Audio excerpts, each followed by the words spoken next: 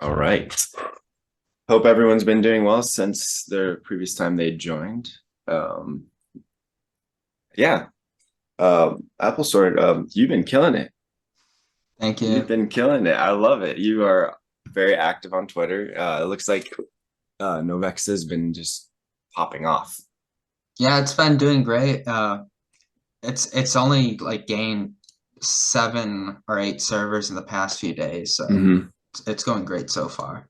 Awesome. Yeah. Here's Mario. Yeah, that's awesome. I'm really glad to hear it. Has anyone uh signed up for the paid premium plan yet? No, not yet. And I Mm. can't really sell that yet because I'm waiting for Reddit support to approve my use for their API for commercial use. Okay. Yeah. Hopefully As that won't take long. it's been almost a week now, so hopefully it's Yeah. getting done soon. Fingers crossed that they get that done soon. Yeah. Hey, Mario, how's it going? Hey guys, doing fine. Awesome. So we're just starting. Um, I think this is going to be the group for now. So, Suha said he can't make it. I don't know about Khalil. I don't think he mentioned it if he was going to be joining or not. So, why don't we get started? Um, Applesort, would you like to start us off? Sure. All right, I'll start sharing my screen. Oh, wait. Yeah, I got you. There we go. I got to be faster about that. All right, let's go. I think, yeah, should be sharing that. Is it showing Discord? Hmm. Yeah. Okay.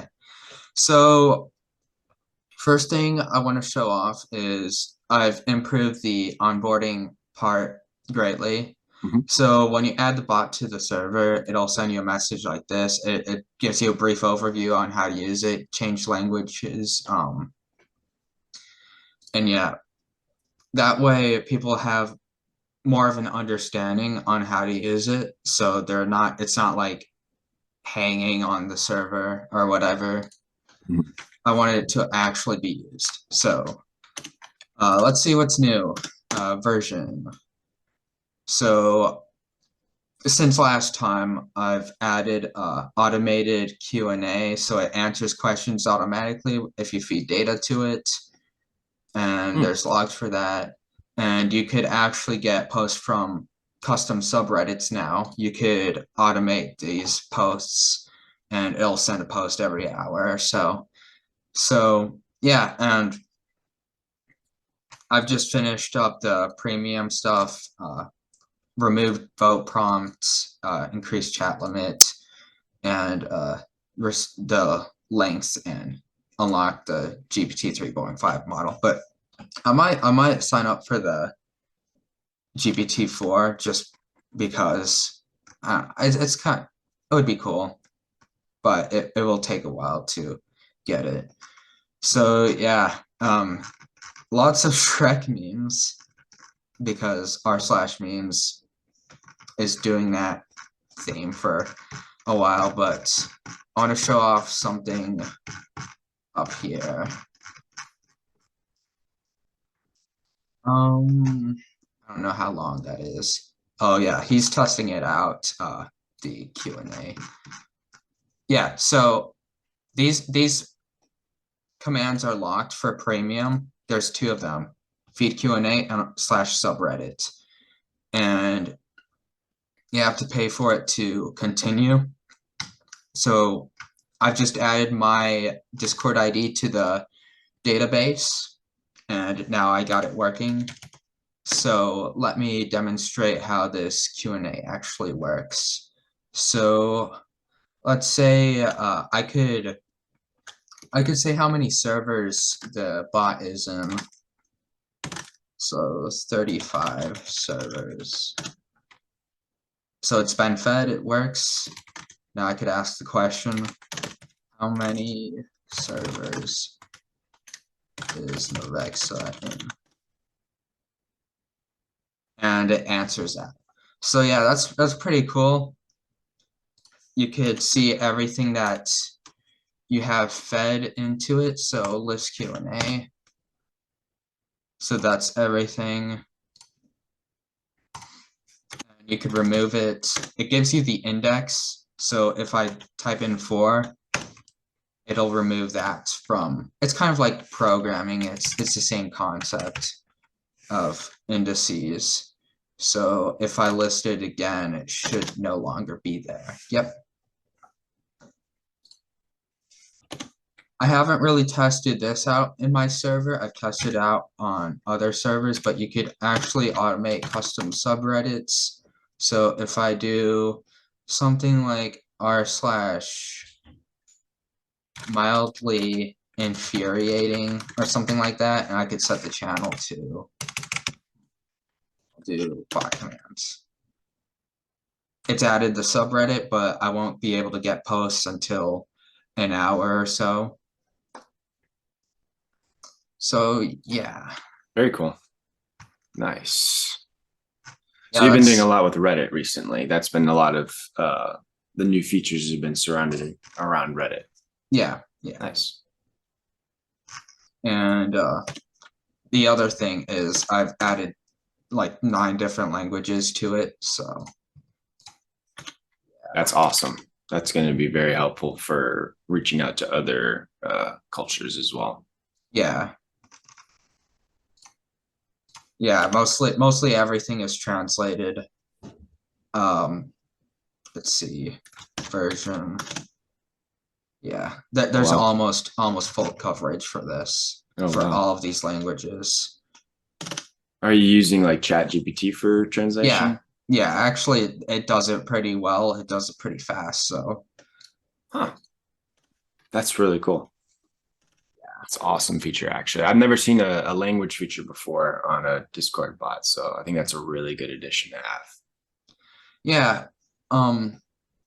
I'm not entirely sure. I think some of them do that, but yeah, I definitely think that it's an important thing to have, especially because I've actually I have stats in on my end, so I could see what kind of servers it's in, and I've seen titles being in French and whatnot. So I've added these languages just so they could use it. Mm-hmm. But Awesome. yeah, that's pretty much it for this side of it. I've actually redesigned my landing page, so I could share that as Yes. well. Absolutely. I love your landing pages, by the way. Your landing pages look like very fresh and new. Thank you. And I'm always very inspired by those. Thank you. That means a lot. All right, I'm going to load this in Figma because I don't have the project file. Since I'm on Windows, I do my development on Linux. So yeah, this is how it looks. I've actually replaced the image with a GIF of, it's kind of a slideshow of what I could do. So yeah, I've added a feature section, so it sends welcome messages, ChatGPT, rankings, social media alerts, Q&A, and content delivery. And this I removed this heading on the actual thing, but the pricing section is pretty much the same. All of these I've done and improved, and I've added a call to action here. But yeah, nothing much. It's just a change in theme and whatnot. But yeah, it looks much cleaner this way.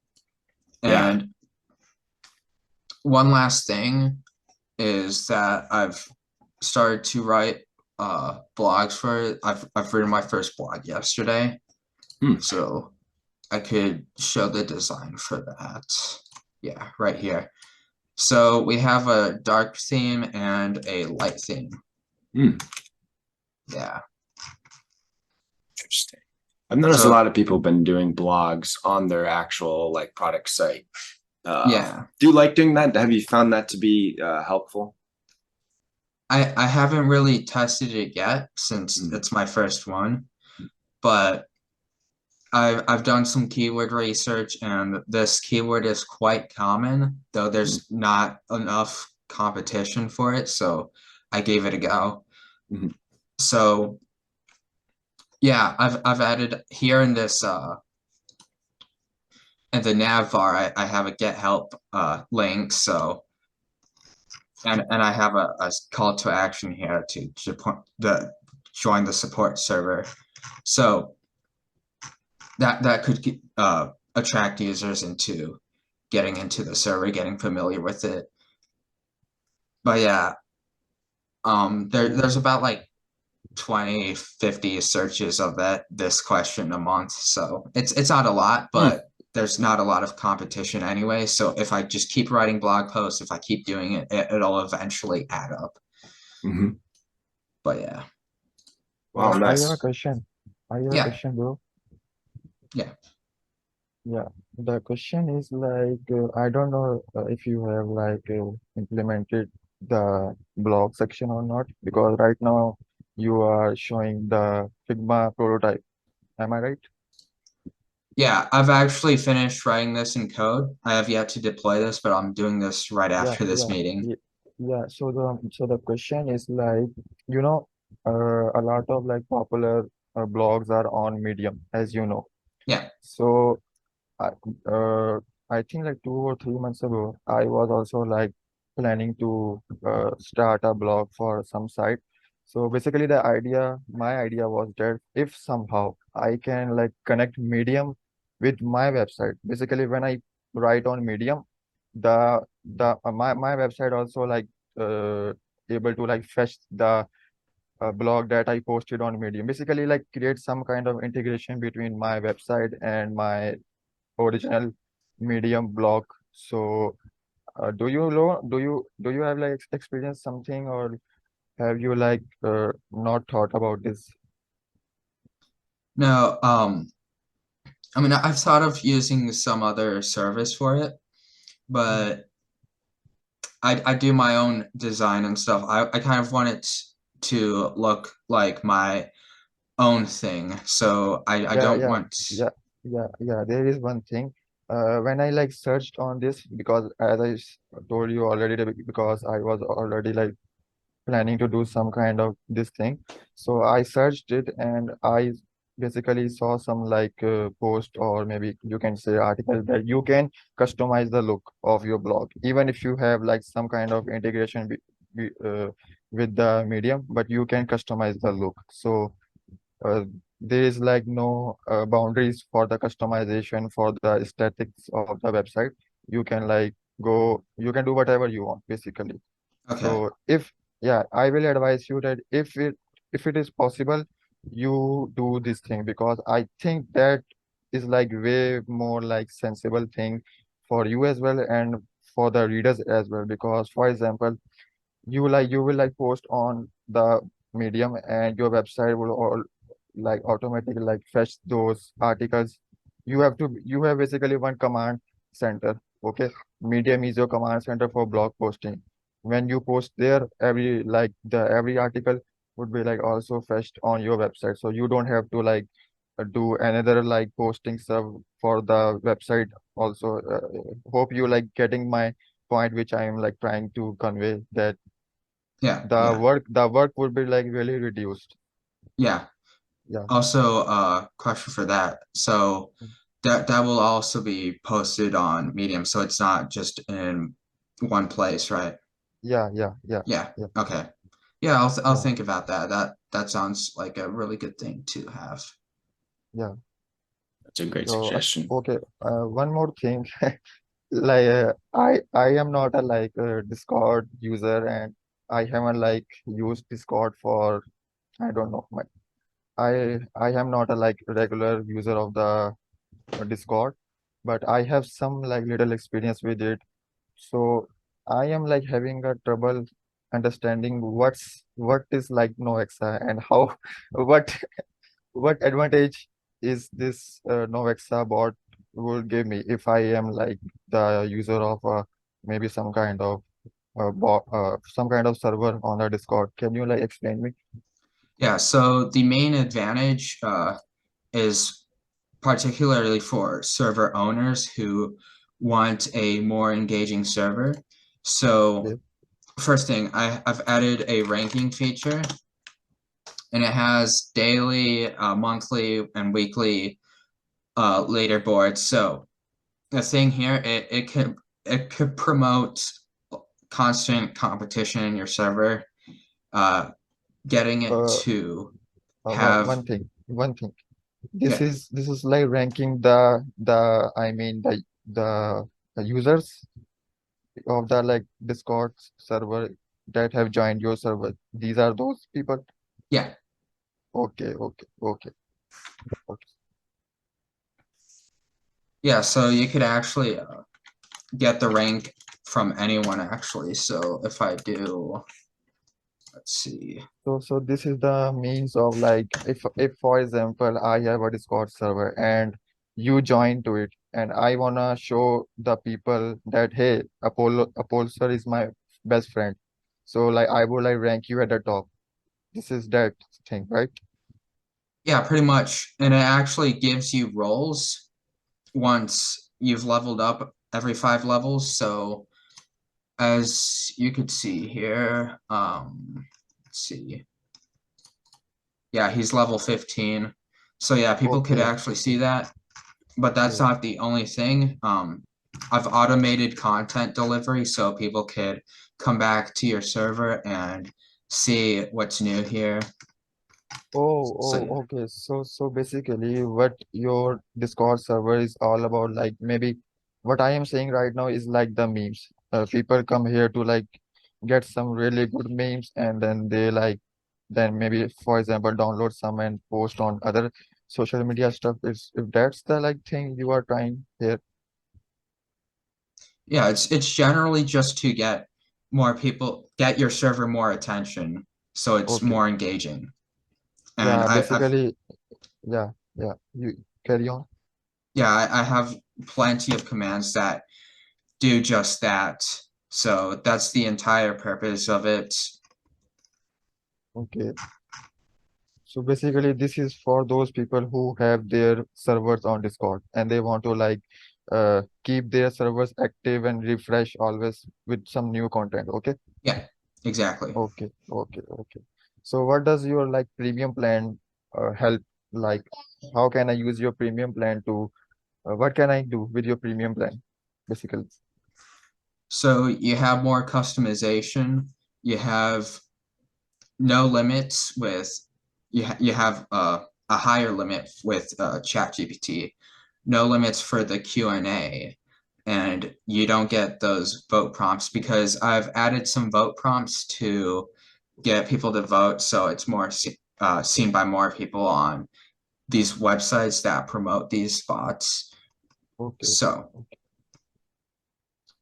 there's that a few things. I'm going to add a lot more to it, but generally, if you want premium, it's usually because you own a large server and you want to save time from answering questions with the automated Q&A, or you want our specialized content delivery from a specific subreddit. okay. Got it. Great Yeah, questions. anything else? Yeah, I have a Yeah, question. yeah. Keon, you first go. My question is, so you've gone through the whole process. You've started you built your bot. You have been very active on Twitter, promoting it and getting people to adopt it. Even integrated Stripe and payment plans to generate revenue. What would you say through this entire process of starting this? What have you learned? Like, what was the big lesson? What's one of the big lessons that you've learned through going through this whole process so far? Well, a big lesson I've learned is that you can't rely on third parties to approve your stuff. You have to get that stuff done right away. So I made that mistake. I pushed it off too late. So that's one big thing you could learn from this. Anything else? I think I've done a lot of code. So my Mhm. file right now is 5,000 lines of code. I wish I started out by doing cogs, so I am able to separate these functions into different files. But the thing is, I couldn't get it to work. Hmm. But I figured out another way to do this, and it's called sharding.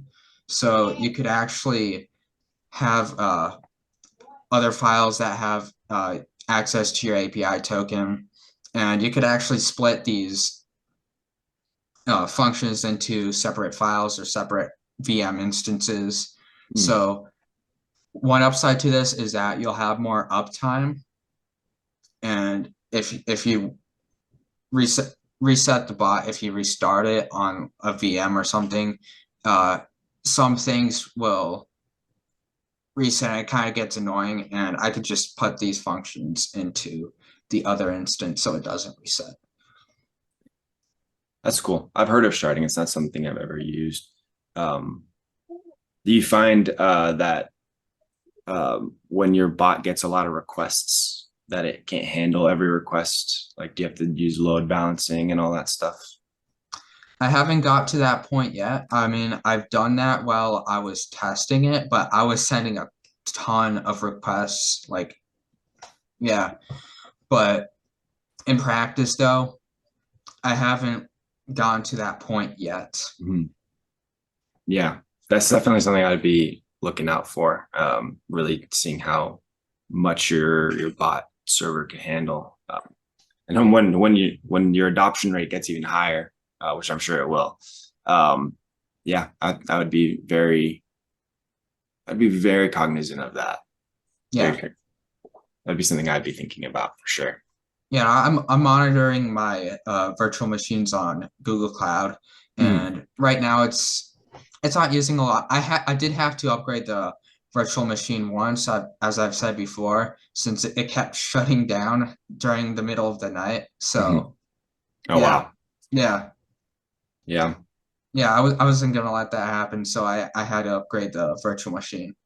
nice. Yeah, I think that's smart. Yeah, awesome, awesome. You've done really great, Apolsor. Thank you. So Someone right did. now, yeah. So right now, how many like people have joined your server, bro? Like, Yeah, so far 39 members, almost 40. okay, okay. So have you like anyone who has bought your premium plan? Do you have like any kind of maybe sale, something going with it?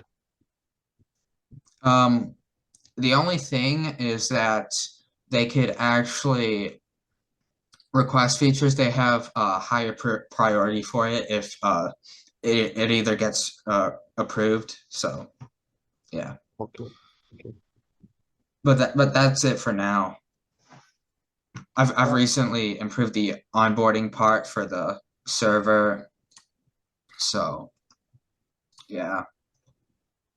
Yeah, I would like try to like maybe set up the Discord and try to join your server so that then I can like play and test it so that I can like better understand on my own terms.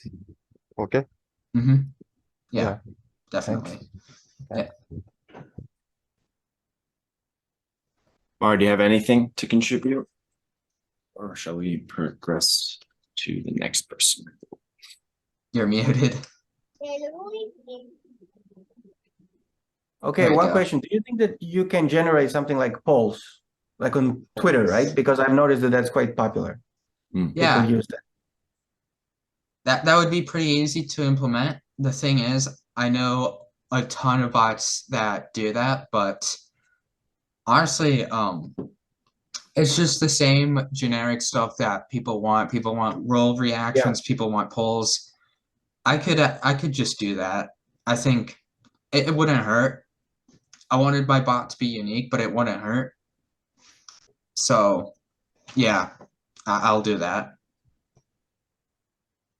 Yeah, Yeah, something like that, and like adding emojis. Okay, I see it here already, but something that that most people use, like polls and adding like photos and videos. stuff that you usually have on Twitter that you see that's used most of the time. Yeah, Right. yeah, So something that you would think that's something that's basic that people can't live without. Yeah. yeah, yeah. Yeah, that's a great way of thinking it. It's basic, but they can't have a it's a basic need to Yes. put it at that. Yeah. Exactly. Mhm. Yeah, it can't hurt. Yeah. Awesome. Yeah, thanks for Uh, the idea. Anything, sure, any no other problem. questions? Any other questions? If not, awesome. Thank you so much, Apolsor. Always excited to see this. I actually, I don't think I have it on my server yet. I have it on one of my playground servers, but let me see if I can be your 40th right now. I'm starting to add that. Let's see, authorize. Yes, I am human. It's taking a long time to. There we go. Aha. Cool. Awesome. I should be your 40th one, right?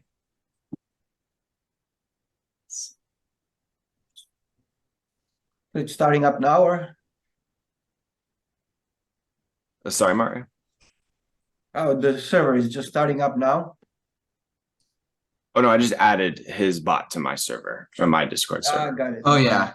That should be 36. It updates every 30 Oh, minutes. 36. Oh, I wanted to be 40, but 36 is better than 35. Yeah. Thank you. Of course. I thought I had it already, but no, I had it on a test server, but cool. I'm gonna use it because I use Me6 and I don't really use Me6 anymore. So I'm gonna definitely start integrating yours. Definitely. Lots more memes. A lot of my friends are big into memes, and I like your meme generator, so I'm gonna do that for sure. But yeah, thank you for presenting. And I'm always excited to see what you got going on there. But we're gonna go in order now, so who joined first. So Salman, would you like to go next? Yeah, man, sure, why not? Awesome. Let me share my screen because I have some really great news, but also bad news. Oh no. Can't be that bad. Yeah, Oh. let me just share my screen. Mhm.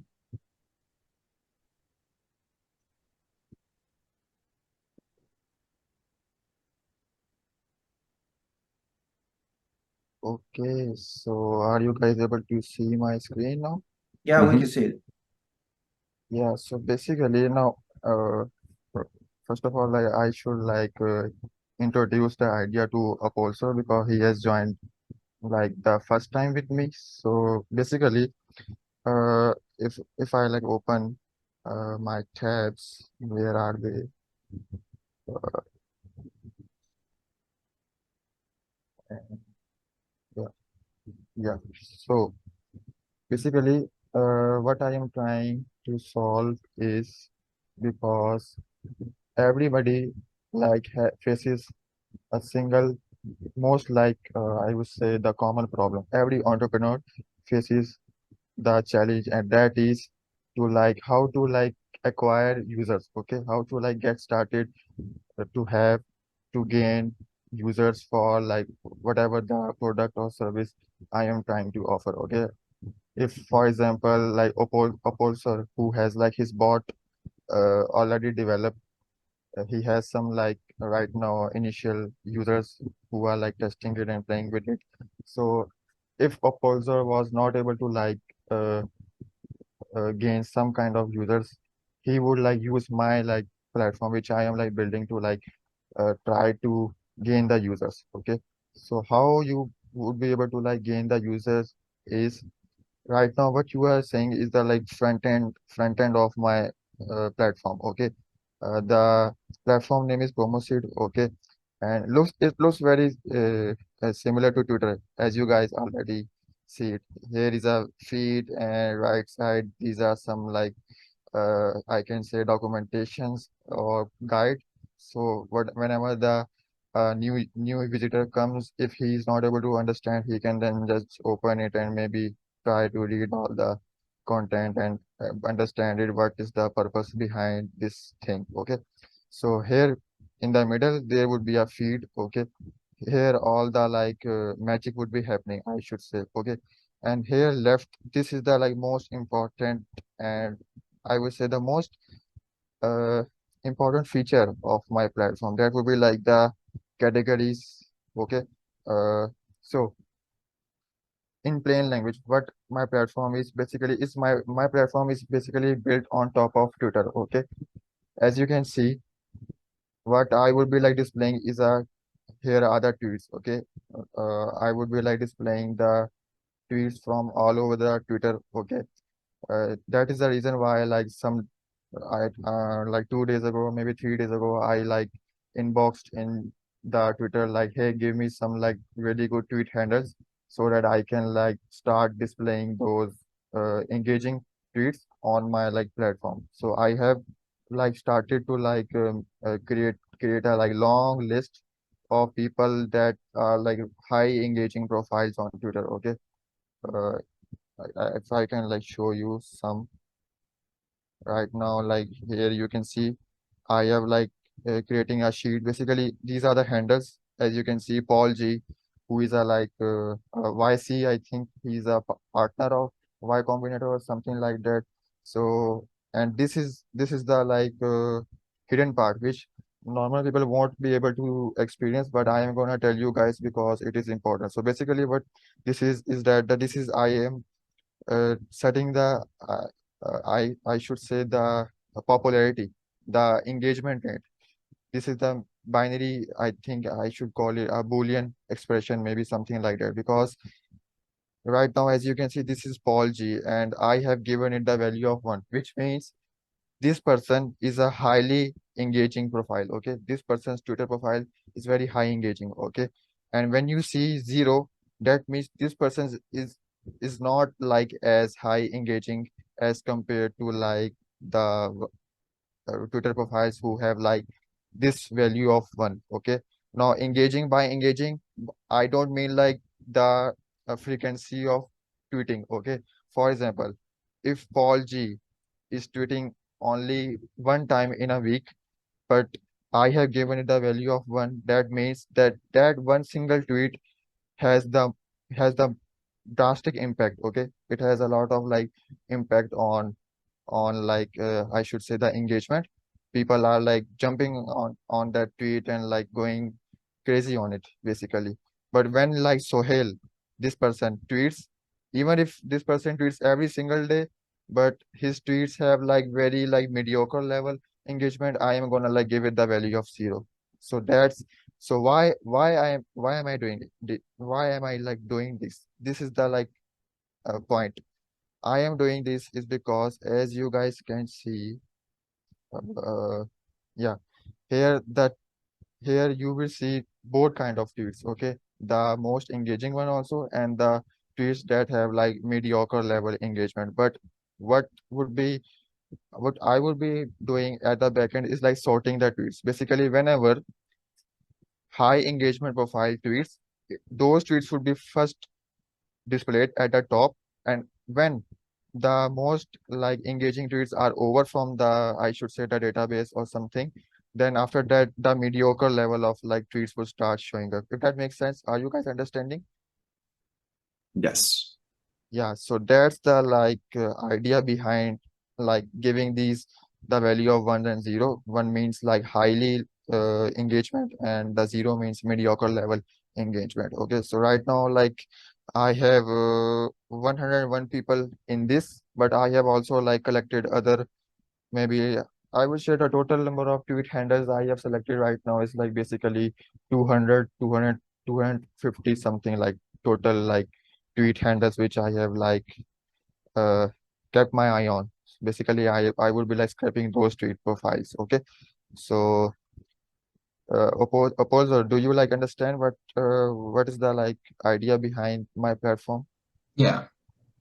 Yeah, so basically I would tell again. Basically, what I am doing is I am basically scraping the tweets. As you can see in the URL, there is this thing which is the tweet handle of this profile. Okay, so I am like I have a bot, puppeteer bot, which like goes to the handle and like scraps the most like recent tweets from it.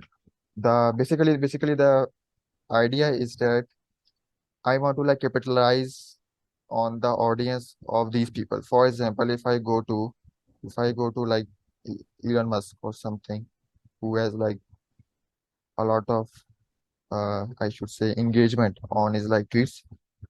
So if I go on Twitter and I see basically this if I see Elon Musk tweet, I know the fact that man this tweet is going to like kill that Twitter. Okay, this tweet is going to go viral.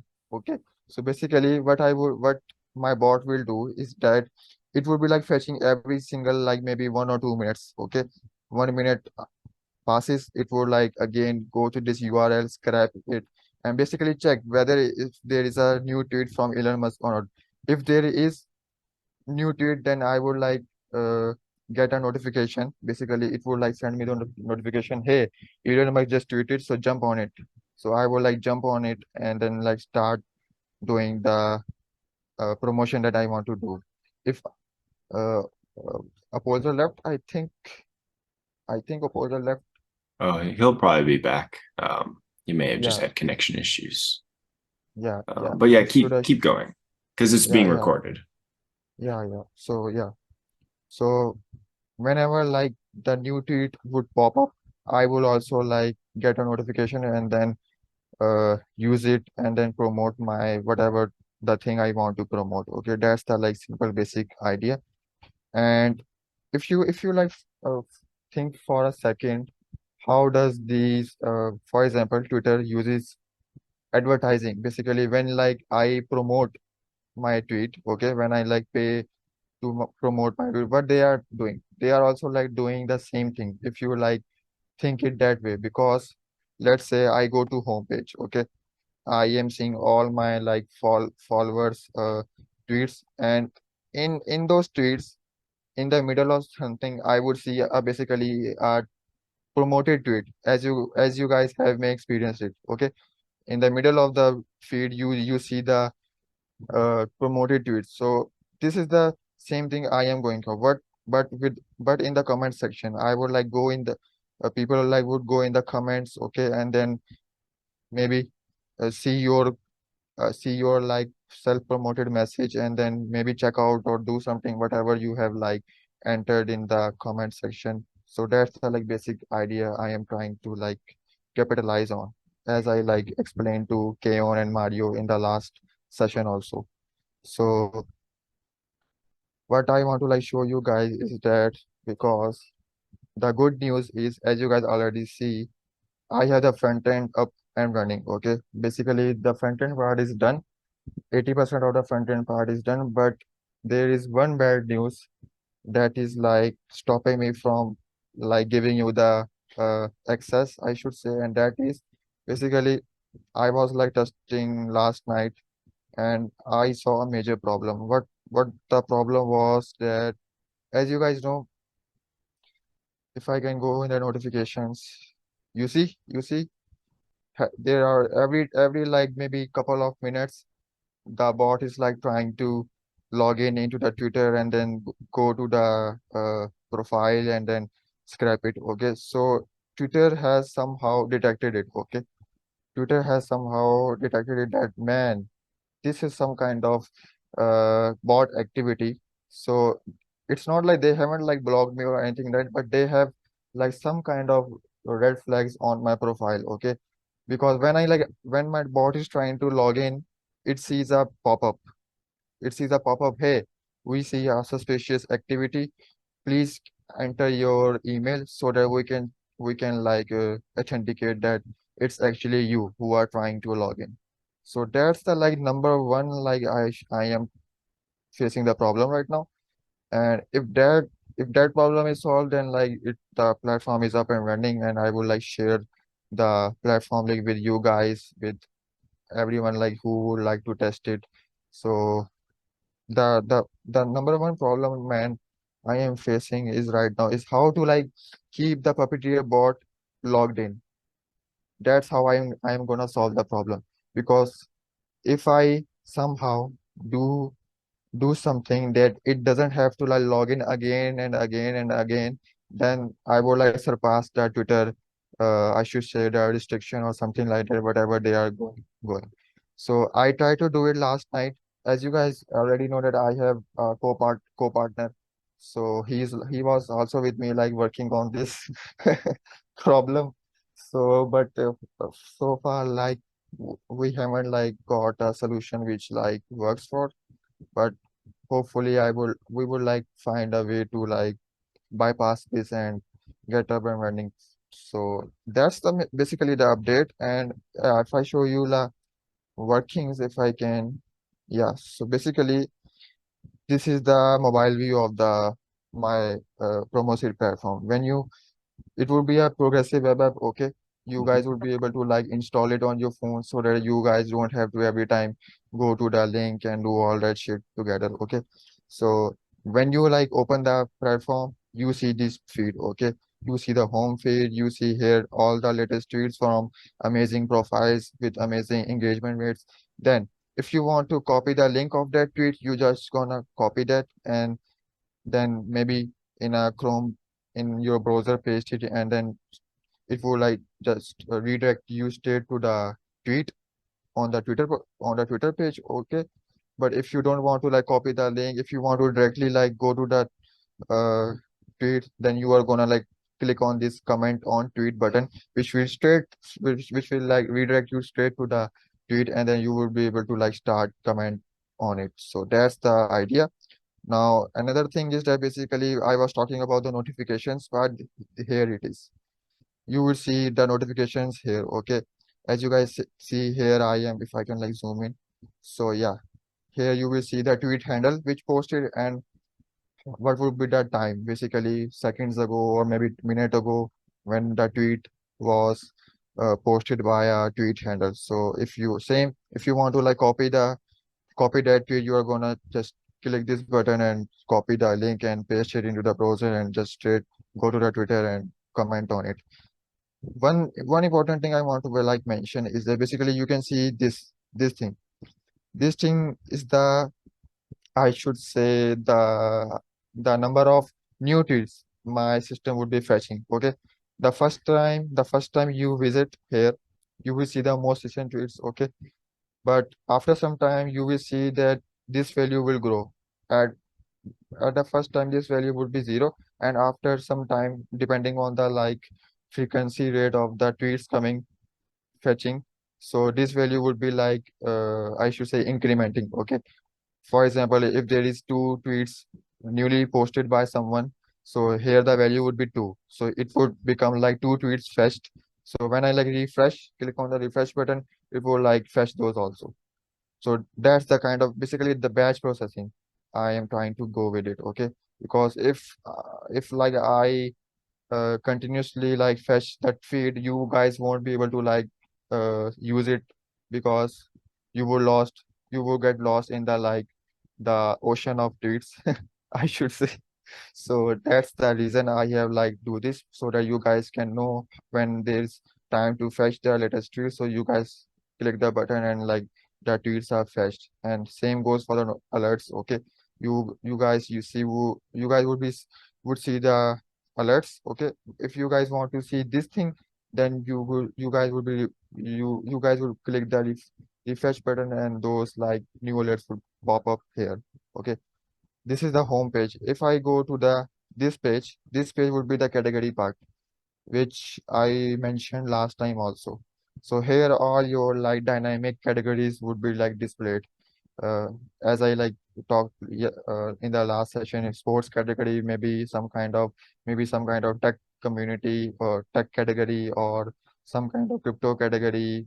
That just depends on how different like type of content I will be like scraping, and then how many like categories we can generate from those tweets. So uh, if Mario can like better explain the idea because he was the person who like gave me the idea of this. Basically, he told me that hey, use AWS comprehend to like to generate when categories for categorizing the tweets. Basically, he told me in the like last session. So I would be like choosing that. But this section would be coming later. Maybe when I will launch, there would be only this thing. But after maybe some 1 or 2 weeks later, this section would also become active. Okay. And then there would be like last section, which would be the basically that same instructions and examples and that basically the guide, hey, how to use it and how to like get started with it. So that's the uh, update regarding the front end and the back end. So that's it. If you guys have question, you can ask me. I would love to answer those. And now you guys can ask me the questions. Just to start off, you've done a lot of work in the past 2 weeks. I'm impressed. Yeah, I yeah, like well, I think part of the front end that I really like is I like yeah. your choice of font. It's really cool. It's a great font. It's a great font choice. It's different. Yeah, yeah, I love it. Looks really great. It's kind of unfortunate that you encountered the user login detection, the bot yeah, detection man. stuff. That's Yeah. just killing me. That's just killing me, bro. Yeah, It- the it- last time I yeah, was saying that, I was like, oh man, I wonder if that's going to become a problem during development, but maybe you can use a reverse proxy or something. yeah. I have hope like we would like figure out some kind of way to bypass. This is not something that is like totally unlike solvable. This is Yeah. solvable. So I'm gonna do something because that's the like the backbone of my platform. If that doesn't Hmm. It's solvable. It's definitely solvable. So I see you have so with the mobile view, are you going to put that on like the iOS App Store?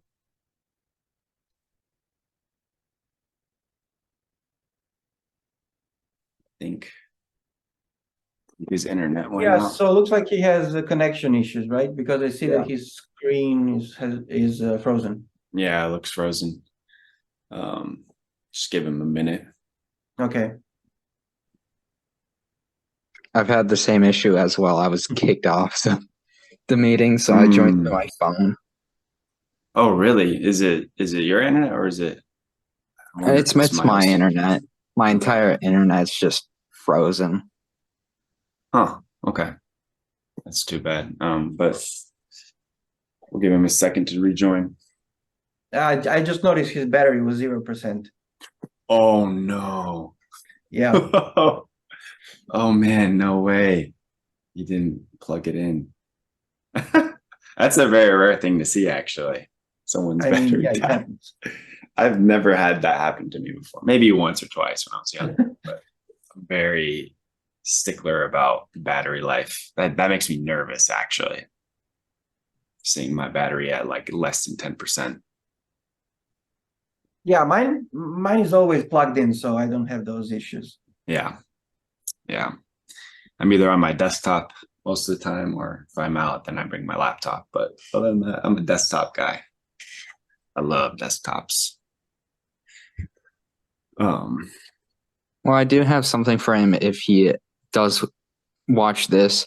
So I don't know if he's using OAuth to connect to his application, but if that's the case, he is granted 2 tokens. I think that it's an access token. And with that access token, you could get the refresh token. So you wouldn't have to connect the user over and over again. You could just use the refresh token. And this is for OAuth type of authentication? Yeah, it's for OAuth. Yeah, that might solve this. Might really like help solve this problem. Hopefully he comes back. Let's see if he's been messaging me on Twitter. Yeah, it looks like I got one from him. My laptop just shut off. I'm joining in again. Okay, so he'll be here. Okay. Yeah, and you also said that something too. Yeah. Honestly, I wasn't too surprised that he came across that error or that like issue with staying logged in and not getting kicked off by Twitter. I think that, especially with the rate limit that they set, a month ago, like that was definitely going to be an issue. But it looks like he'll be able to figure it out.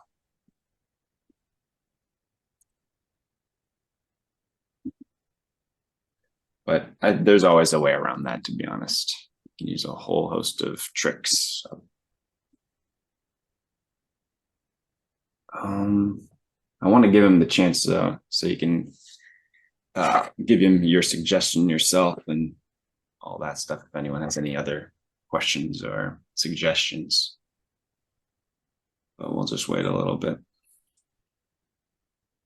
But the next time I'm going to implement, I keep forgetting to do this, but implement a timer. That way we can have more timed sessions and it can be a little bit more organized. I said this last time in the last one, but I've been busy, so I kind of, that was like not as big of a priority, but I'm definitely going to write this one down. Yeah. It's still early. Still early, but I think it's good to start now rather than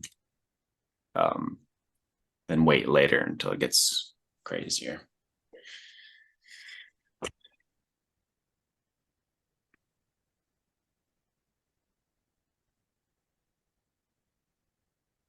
Okay, he's connecting to audio now. Mm-hmm. There he is.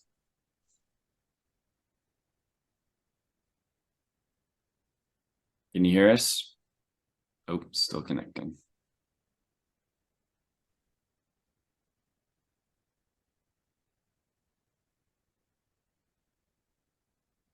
Hey, Salman.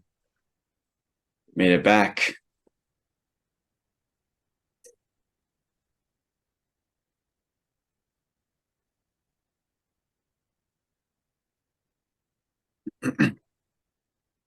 You're muted, I believe. Mm. Guys, can you hear me? No, it doesn't look like it. Yep, we can hear you. Yeah, I have a like problem with my laptop. Like I don't know why it just like shut off completely, and it has right now 0% battery in it. So I have joined with my phone right now. Okay. So sorry for the like inconvenience. But basically the thankfully I showed every single like update regarding the platform. So I hope you guys have liked it. Oh yeah. No, it's great. Yeah. I think your front end is looking awesome. Your mobile app. Are you going to be putting that on iOS marketplace, App Store? My strategy is this, like basically if for example, let's suppose in the next 1 or 2 days I figure out this problem and make a solution, okay, then what I would is like I would like share with you guys, okay, I have like 10 to 15 people who are like sitting there and ready to like test it, okay. So I would be like starting the testing process, okay. When the test during the testing process there is a chance that you guys would be able to like find some bugs or maybe face some problems.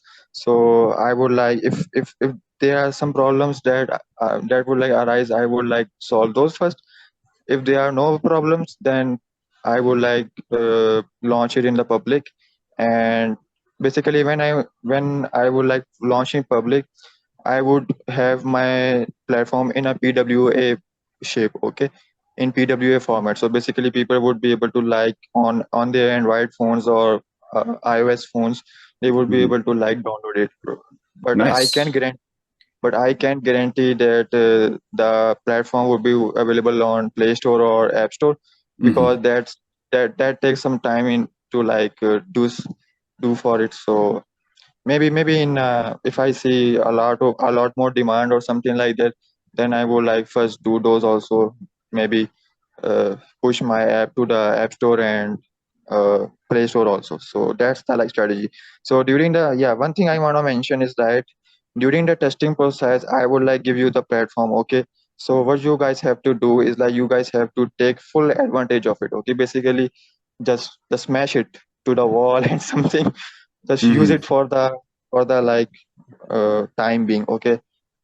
Use Okay. it for for a lot of time. Basically, give it a lot of time. See what you take from it. Okay, what advantage you got from it, and then share your like experience with me. Okay, if you guys have some notes or something, that would be also like pretty good for me. Okay. Absolutely. Any issues regarding whether the UI or whether the system being slow or whether the system not functioning properly, anything you guys face, just note it. And any idea you guys get during the usage, also note it. Then share those with me when I ask. Then I would like work on those and implement those ideas or fix some bugs if there are any. Okay, that's the point. Sure. Absolutely. Yeah. Yep. Apolsor, you said you wanted to, you had something to share with Salman, right? Sure. Yeah, so sorry about this. I recently just rejoined through my PC. So, whoops. Let me disconnect from my phone. Sure. And set the camera to the right thing. Forgot I disconnected it. Anyways, there we go. Anyways, I'm wondering if you're using OAuth for granting access to your application. Is that right? No. Okay. Let me explain. Basically, right now, when I will like share the link with you guys don't have to like log in on my platform. Okay. When you will open the link, you would see the feed which I was like representing some time ago. Okay. Basically, the tweet with the tweets, more recent tweets at the middle, and the categories on the left side, and a guide or something like that on the right side. So you don't have to like log in anything on my platform. Okay. Yeah, when Okay. you want to comment on a tweet, what you have to do is like basically have some kind of logged in session on your phone or on your like Chrome browser, something like that. Okay, if you want to comment. Okay, that's the like I should say the flow. Basically, when you would like try to comment on it, you will be like redirected to the Twitter's page. Okay, then there you simply use the platform how you guys use the Twitter. Okay, you just comment on it. If you have logged in, you would be able to comment. If you haven't logged in, then you would first log into Twitter with your credentials and then like comment on a tweet. Okay, if that makes sense. Yeah. Your Yeah, so question is a little basically- different though, right? Apolsor, yours is more like in regards to how the bot operates, right? Yeah. Yeah, this is really good, Salman. You should listen to this. Yeah. Regarding the bot, what my bot is doing is basically I have a like demo account made for this purpose. Okay, I have a demo account. That demo account is similar to any account that you sign up on the Twitter. Okay, I have like set the user ID and password into my Puppeteer like program. Okay, so when it goes to the Twitter, it logins with those credentials which I have like hard coded in the program. Okay, and then like when it gets logged in, then it's like it goes to the tweet handle page. Okay, the Twitter profile page. Then it like sees the tweet which sees the like most recent tweet, and then scrap those tweets and then uh, store them in a database, and then after that display those on like my platform, my website. Okay, so that's the like flow which right now it is being implemented. Yeah, so I think what Apolsor was gonna say, because he was talking about this a little earlier while you were still trying to reconnect. I think if I summarize this correctly, I think what Apolsor was gonna suggest to you was one way to help with the whole like bot login issue thing. Because one thing that he was suggesting is if you are using your bots to fetch the bots that are fetching the tweets off Twitter, if you use, I think it was OAuth is what you were saying. So OAuth was what Apolsor said, was that it has a refresh token, and that could help you with staying logged in, and so that you can continuously keep scraping without having to encounter the sign-in issue that Twitter's complaining about. Okay, let me like elaborate. So basically, what you are trying to advise me is that I should use the open authentication method, for example, like sign in with the Google or something like that. Is that you guys are suggesting me? Is that what you were suggesting, Apolsor? Something along those Yeah, lines? it's something similar like that, but I'm kind of reconsidering how. All right, your application needs permission from users, correct, to scrape data? No, it Oh. doesn't need permission. Okay, it what it needs is basically somehow get somehow like get in the Twitter. Okay, somehow bypass the login. How bypass basically entering the user ID and the password, and then get straight into the Twitter. And then after that, it's like completely free. It can do whatever it wants, and everything is done. Basically, the main like problem I am like facing is basically it has to like always try to log in first, then it like has to scrap the tweets. There are like two steps. It first has to log in into the Twitter, and after that it is able to scrap the tweets. But if somehow I can create a system that it doesn't has to every time it has to like fetch some kind of tweet, it doesn't have to like log into the Twitter. So that's the main wall. It has to always try to like log in first. Mhm. If there is some kind of solution that can keep it logged in, that would be a pretty like damn great solution, and my problem would be solved within a matter of time. Yeah, so you're actually doing the username and password as the login? Yeah. Now, one thing I want to mention is basically Apolsor didn't. Yeah, in the last session, I told Keon and Mario that I basically to do this thing, I had two different approaches. One approach was to go with the Twitter API, and the second way was to go with the scraping method. When I searched the Twitter API, I saw the price tag which was way high than my like budget. So I completely scrapped that approach and went with the scraping method.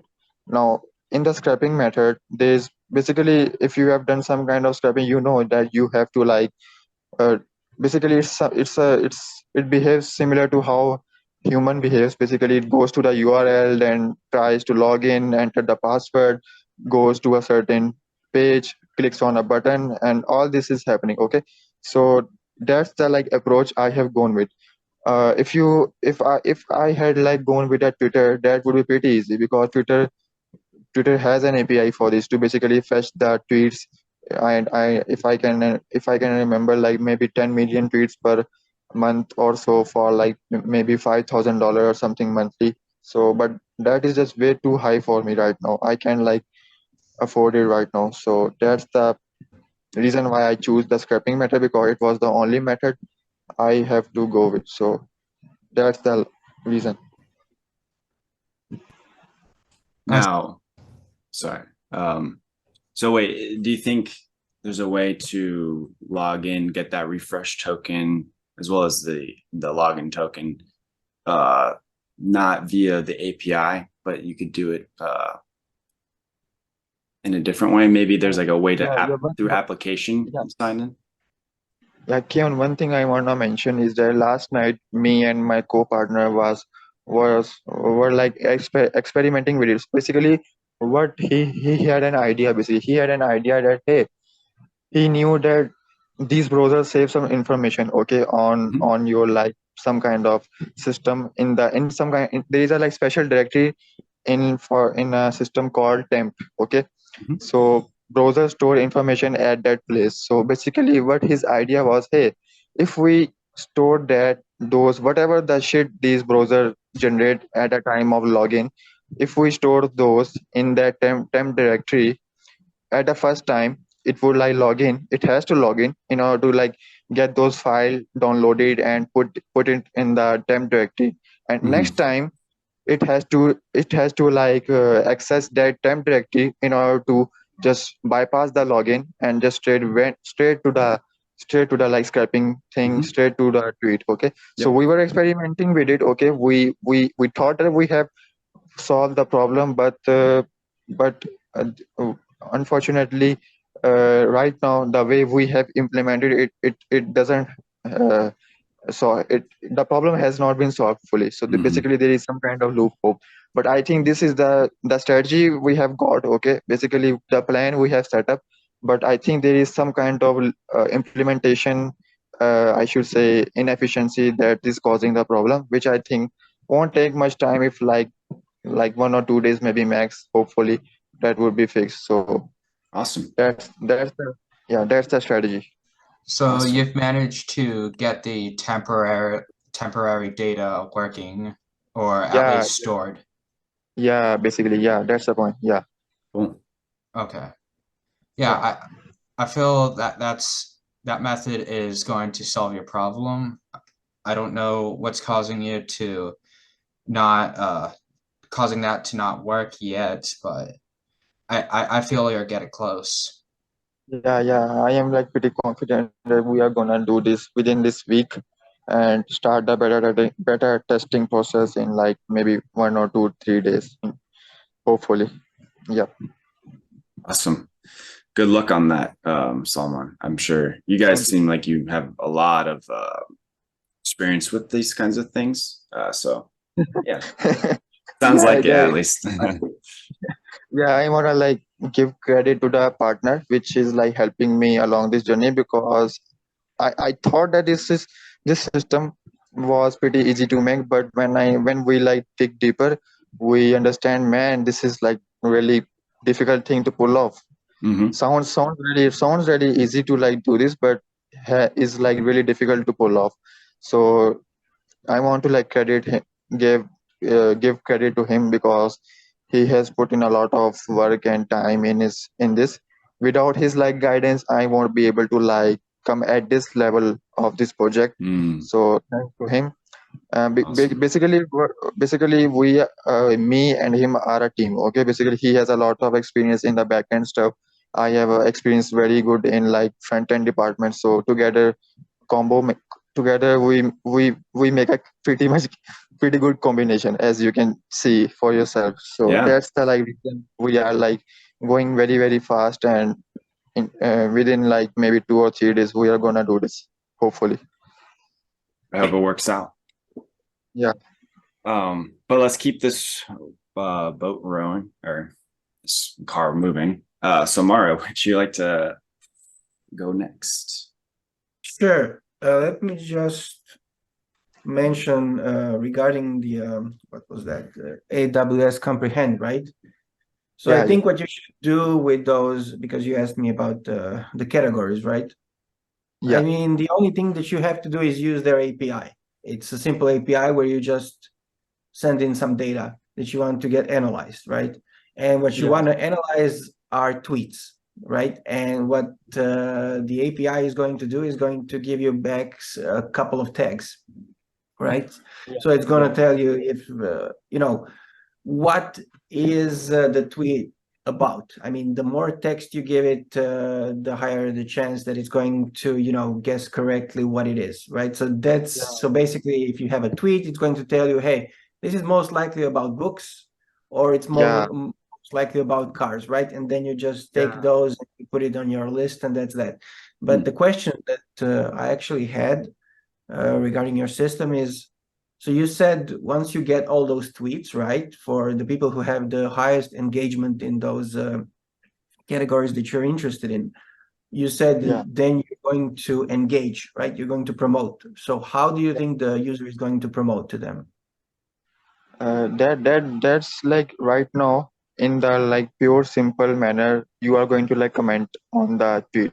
Basically, you see for example, you see the Elon Musk tweet that was just posted 1 minute ago or something like that, seconds ago, and you are gonna just click on the comment on tweet button, and you will be like redirected to the tweet, and then you will like in the comment section you would craft a like really good message, really good promotional message, I should say, and then just post it in the most simplest manner.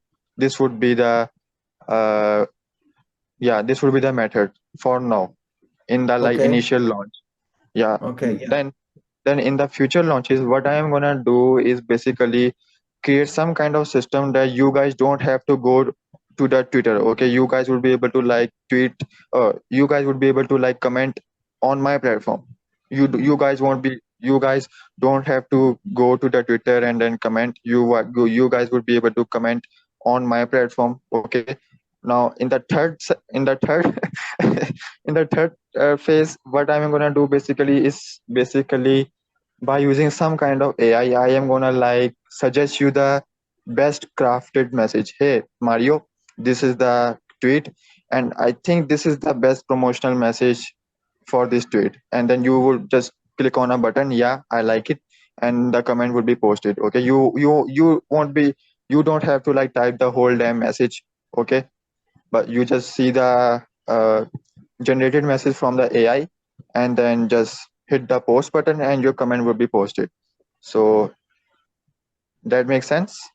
Yeah, that's That great. makes sense. But if there's, if there are a lot of people, right, that your system recommends, what you could do is you don't necessarily have to post to their tweet. You can just add them, right? So you can have a system that just goes and says, for each person that you just recommended me, make a tweet, right? Or just make one tweet and add all of those people, right? Because what if it suggests 100 people, right? If it recommends 100 people, you're probably not going to go through all of them. So you need to have something that's automated, right? So yeah, that's that. Yeah, definitely. That's an interesting idea. That way you Yeah. can maximize outreach to all those. Yeah, because if you think of books, right? Something that you've mentioned, how many people are interested in that, right? I mean, there are like thousands of recommendations that you're going to get for something like that. Yeah. One thing I want to add is that basically I was like having a conversation with my tester. Like I also like found him on the Twitter. Okay, so I discussed this idea with him. So he thought, hey, don't do this. Basically, he was like stopping me. Hey, don't do this, because this way everyone would be like sounding the same. Okay, so what you should do is basically you have a scrapping method. Okay, so you won't have the problem to like scrap my profile also. Okay, you scrap my profile, give that data to a machine learning model, understand it. Hey, okay, this type of person has this type of like, I should say, writing style or sounding style. Okay, then use that metaphor and then generate a comment that resonates with me, with my personality, and then like post it. So that was the like his idea, and I really like the idea of that person.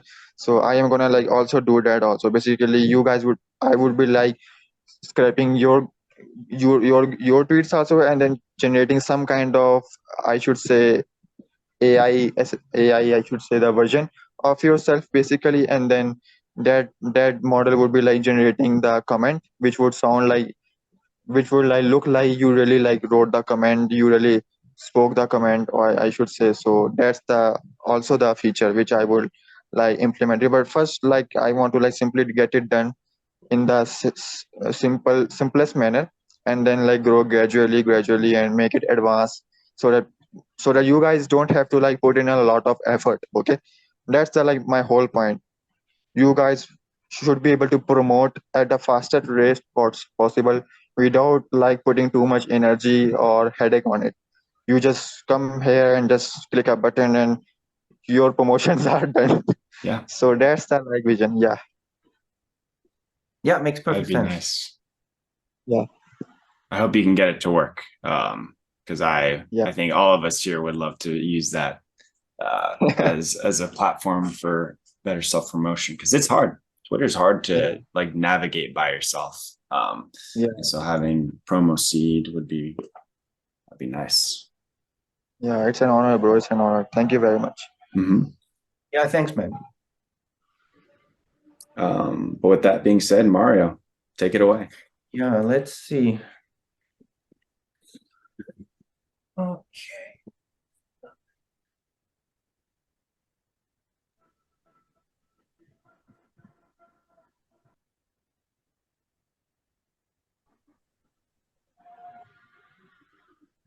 Okay, hope you can see it now, right? Mhm. Okay, so I've done the redesign that you've probably seen on Twitter, Mhm. right? So that's the new landing page. Just a second, let me minimize this. There's not much there. Yeah, I've noticed that recently I got a couple of more signups. So I had 45 recently. Now there's 52. Of course, I'm still not charging them Mhm. for the newsletter. The mailing list is still around 300. Yeah, I just made sure that usually when I contact people, right, and tell them about the application, I just send them a short video, right? But then I thought, I realized there's no point in just sending them a video because probably they won't watch it. So I just decided to put like a demo right here on the front page. Yeah, so basically, we'll just describe what it's going to do.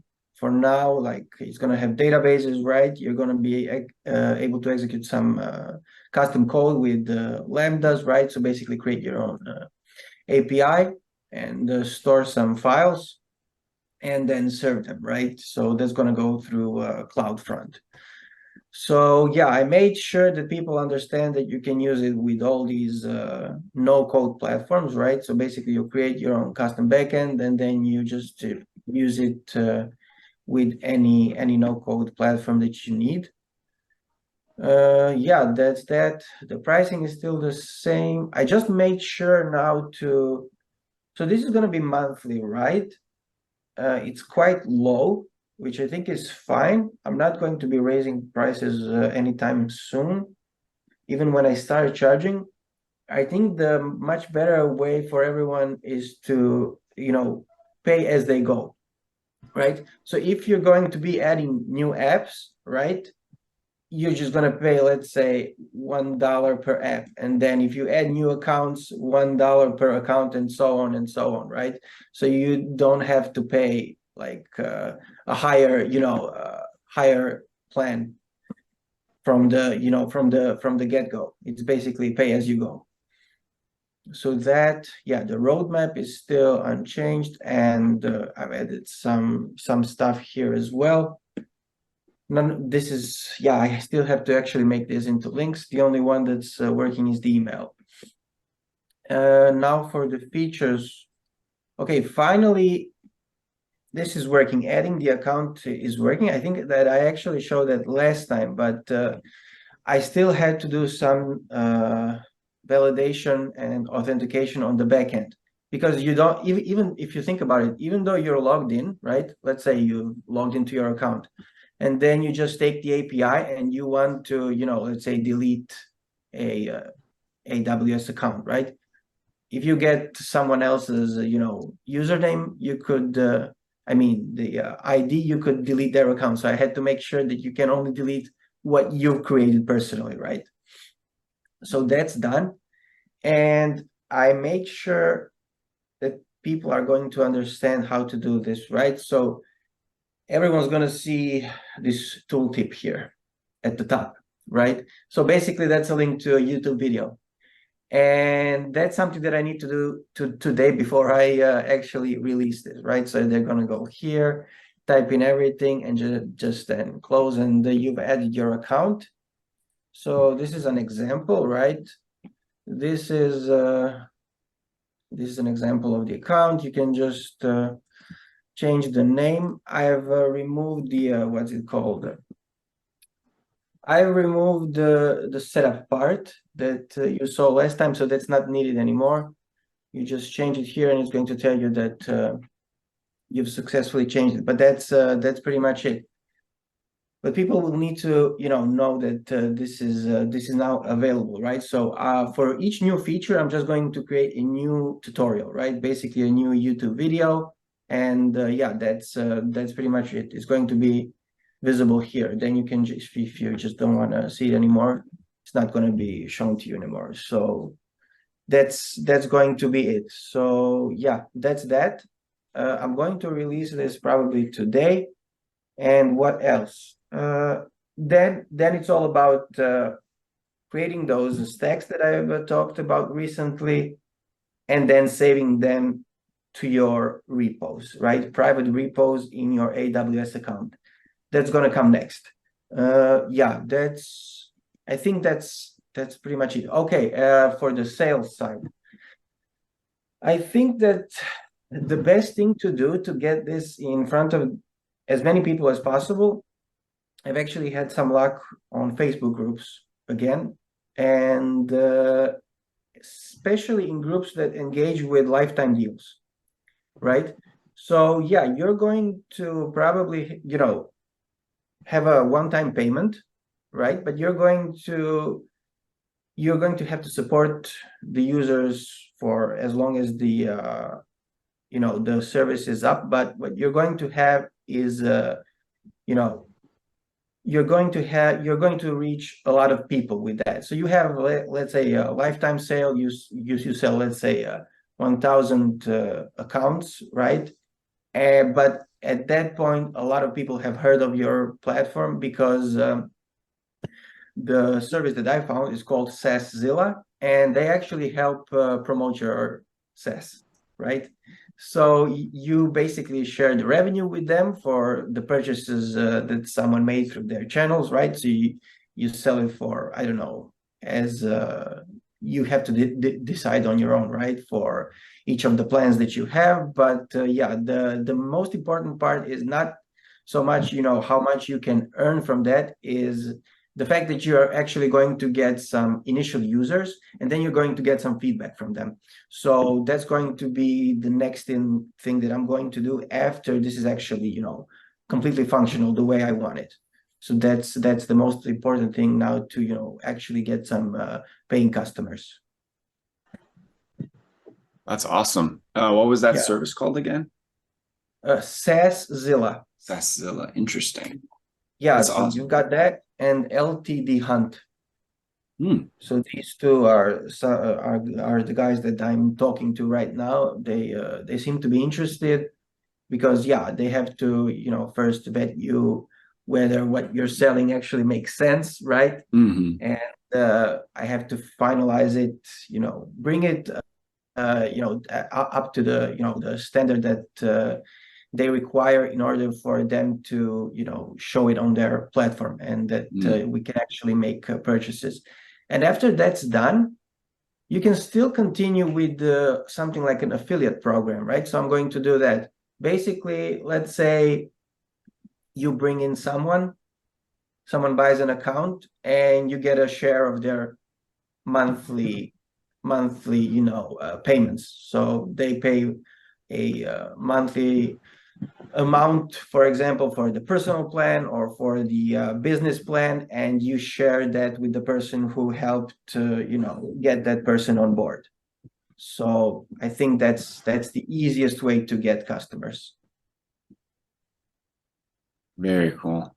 Yeah, I've never seen anyone like I've seen affiliate programs on other things, but I've never seen anyone on Twitter talk about affiliate, so that's really cool that you're exploring that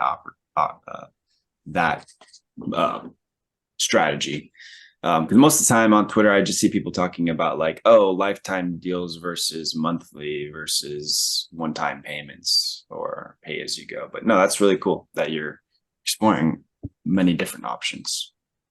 It's actually both, right? So you should use both. So lifetime deals are just for the kickoff. Basically, you sell a limited amount, 500, 1,000, right? And then it's done. Then it's only monthly payments, right? So basically, but the point is to get some some feedback from early customers, and most of those people are actually going to, from what I've seen, probably not everyone, right? But some of them are actually going to resell them, right? But at least at that point, you're going to get some initial investment. So you should think of it like early feedback plus investment. That's a good way to think about it, actually, because then you realize what value, like you're sacrificing some monetary value to get feedback value, and that's like immeasurably important. Yeah, and if you look at some, SaaS companies, they have what? 100,000, maybe 50,000, customers, subscribers. And let's say your initial sale was to like 2,000 lifetime deals. So what's 2,000 lifetime deals compared to, let's say, 50,000 total monthly subscribers, right? That's not nothing, but at least you had something to begin with, something that you can work with when you just launch. Yeah, that makes a lot of sense. Actually. Exactly. Yeah. So that's what I'm going to do next. Yeah, I've been thinking about personally, what is the best strategy? Like if your marketing strategies, that's such a like unknown topic to me, but it's also such an important one. And we're all like engineers here, and so some of us have experience with that, and I don't know, but I would also assume a lot of us don't. So yeah, definitely, that's always really fun to share. So thank you for sharing that. Yeah, no problem. I mean, that's what I'm working on right now. I'm obviously working on the technical side as well, right? But you can build the best product possible, but it's probably not going to sell itself, right? So you just have to engage with the people as much as possible. So I'm also engaging with people on LinkedIn, right? And asking them for feedback. So that's working out as well. But most of them just want to, they want to see a finished product. They want to see that it's actually working, and then they're going to actually engage. So they did give me feedback and say, hey, I've seen the services here that you've mentioned, but what about the other ones that I need? So yeah, so something like that. I just say, yeah, I'm going to add those as well, because it's not really a big deal. It's just another Terraform, module that I need to add, and that's it. But yeah, you can get feedback. You just need to know where to look for it. So most of the feedback that I actually got was from Facebook groups, which might sound counterintuitive today, right? But if you think about it, those are the places that people go who are interested in specific stuff, right? So Twitter is basically for everything, right? And specific Facebook groups are specifically made for people who are interested in, some topics. So if you go there, you're probably going to get most of the good feedback. Definitely. Yeah, that's interesting that Facebook groups has been surprisingly for a lot of people has been a very successful place to get feedback and users. But also depends on your narrow target market group that you have to think about. But yeah, that's really cool. I have to start looking into that as well.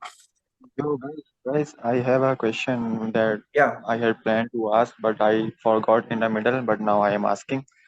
Yeah, The question please. was that basically the question is regarding the feedback. Okay, for example, I have some people which are like testing the product. Okay, and these are people who are not like technical. Now if they were technical, then it's like pretty easy to like get the feedback, because we have like amazing platforms, like for example maybe GitHub or something. They can like create some kind of issue, or like you guys have experience with it, like create issues and people track those issues and fix those issues. Okay, so is there like any like platform for this purpose, but for ordinary people? Basically, you maybe, for example, like I share my Promoseed platform with a like ordinary person. Okay, and he uses that platform and then has some kind of like maybe problems with it. So what's the like best way or a best platform where he can like add that issue, and then I can like then track that issue? Hey, this is the issue that but people are facing, so I should like focus on that also. Basically like a GitHub issue type of thing, but for or ordinary people, because GitHub issues and that kind of stuff is very like technical, so ordinary people don't like that. That's just too difficult for them basically. So is there like anything simple that can like help in, or you guys have any idea about it? I mean, if it's literally for troubleshooting, I'm not sure, but if you want to get some feedback on your application and you want people to, engage like with the Yeah, community, there is just try yeah, Product Hunt. yeah. I want basically something like a GitHub. You guys, if found some issue, you guys create the issue on the GitHub repository, and then the person who is like working on the project sees that issues, and maybe assigns someone to other. Okay, hey, look at this issue and solve this. Or if he has no one, then he would like do himself. Okay, so maybe some platform similar to that, but for ordinary people, where if I was a like ordinary person, okay, I would like go to that platform, enter the information. Hey, this is the information, this is the screenshot, maybe some videos or of the issue, and then just maybe post or something like that, and then I would able to like see the issue and then track it also. If I want to assign it, then I can assign, maybe for example, to my co-partner. If it's a backend issue, I would assign to my co-partner. If it's a front end issue, I would assign it to myself. Okay, so basically a GitHub alternative, but for ordinary people, if that makes sense. I think It you have to makes create perfect sense, custom. but yeah. Sorry, go ahead, Mario. No, I was just saying it makes perfect sense, but I don't know where you could find something literally like that, because if you're saying that someone needs to go and fix something, that's probably going to Yeah. be technical by default. Yeah, I have the a the the, suggestion. the point basically is, I wanna know what people are facing problems. Okay, that's the like problem I want to like see. Okay, what my users are facing, so that I can focus on those first, then later on some other things. Okay, because on GitHub, ordinary people don't go. Only like senior and developers, technical people go there. But if there is some platform which is like developed for ordinary people also, but behaves and works similar to GitHub, then that would be like very, like, for me that would be like very really beneficial. So that's the like point I am going for. So if you guys know any kind of platform that does this, then you guys can tell me. Otherwise, no worries. Yeah, I don't know of a platform like that which you're describing, but if you were to implement your own custom one, I would just implement it into your actual your front end, and you'd have like a feedback button, or like a support tab, and then you navigate to the user navigates to the support tab, and then it will give them a prompt, a form to write out the problem, the description, and what's going on. That's probably Yeah. the best case scenario, but I for custom third party, I don't know of any. Okay. Yeah. That's also like a good idea to like implement it. And I have seen like many companies and products doing this. Like most of them have like something support or something, that kind of section in their system. So people like go and file a maybe some kind of complaint or something, and then they like see and fix it. So that's a good idea.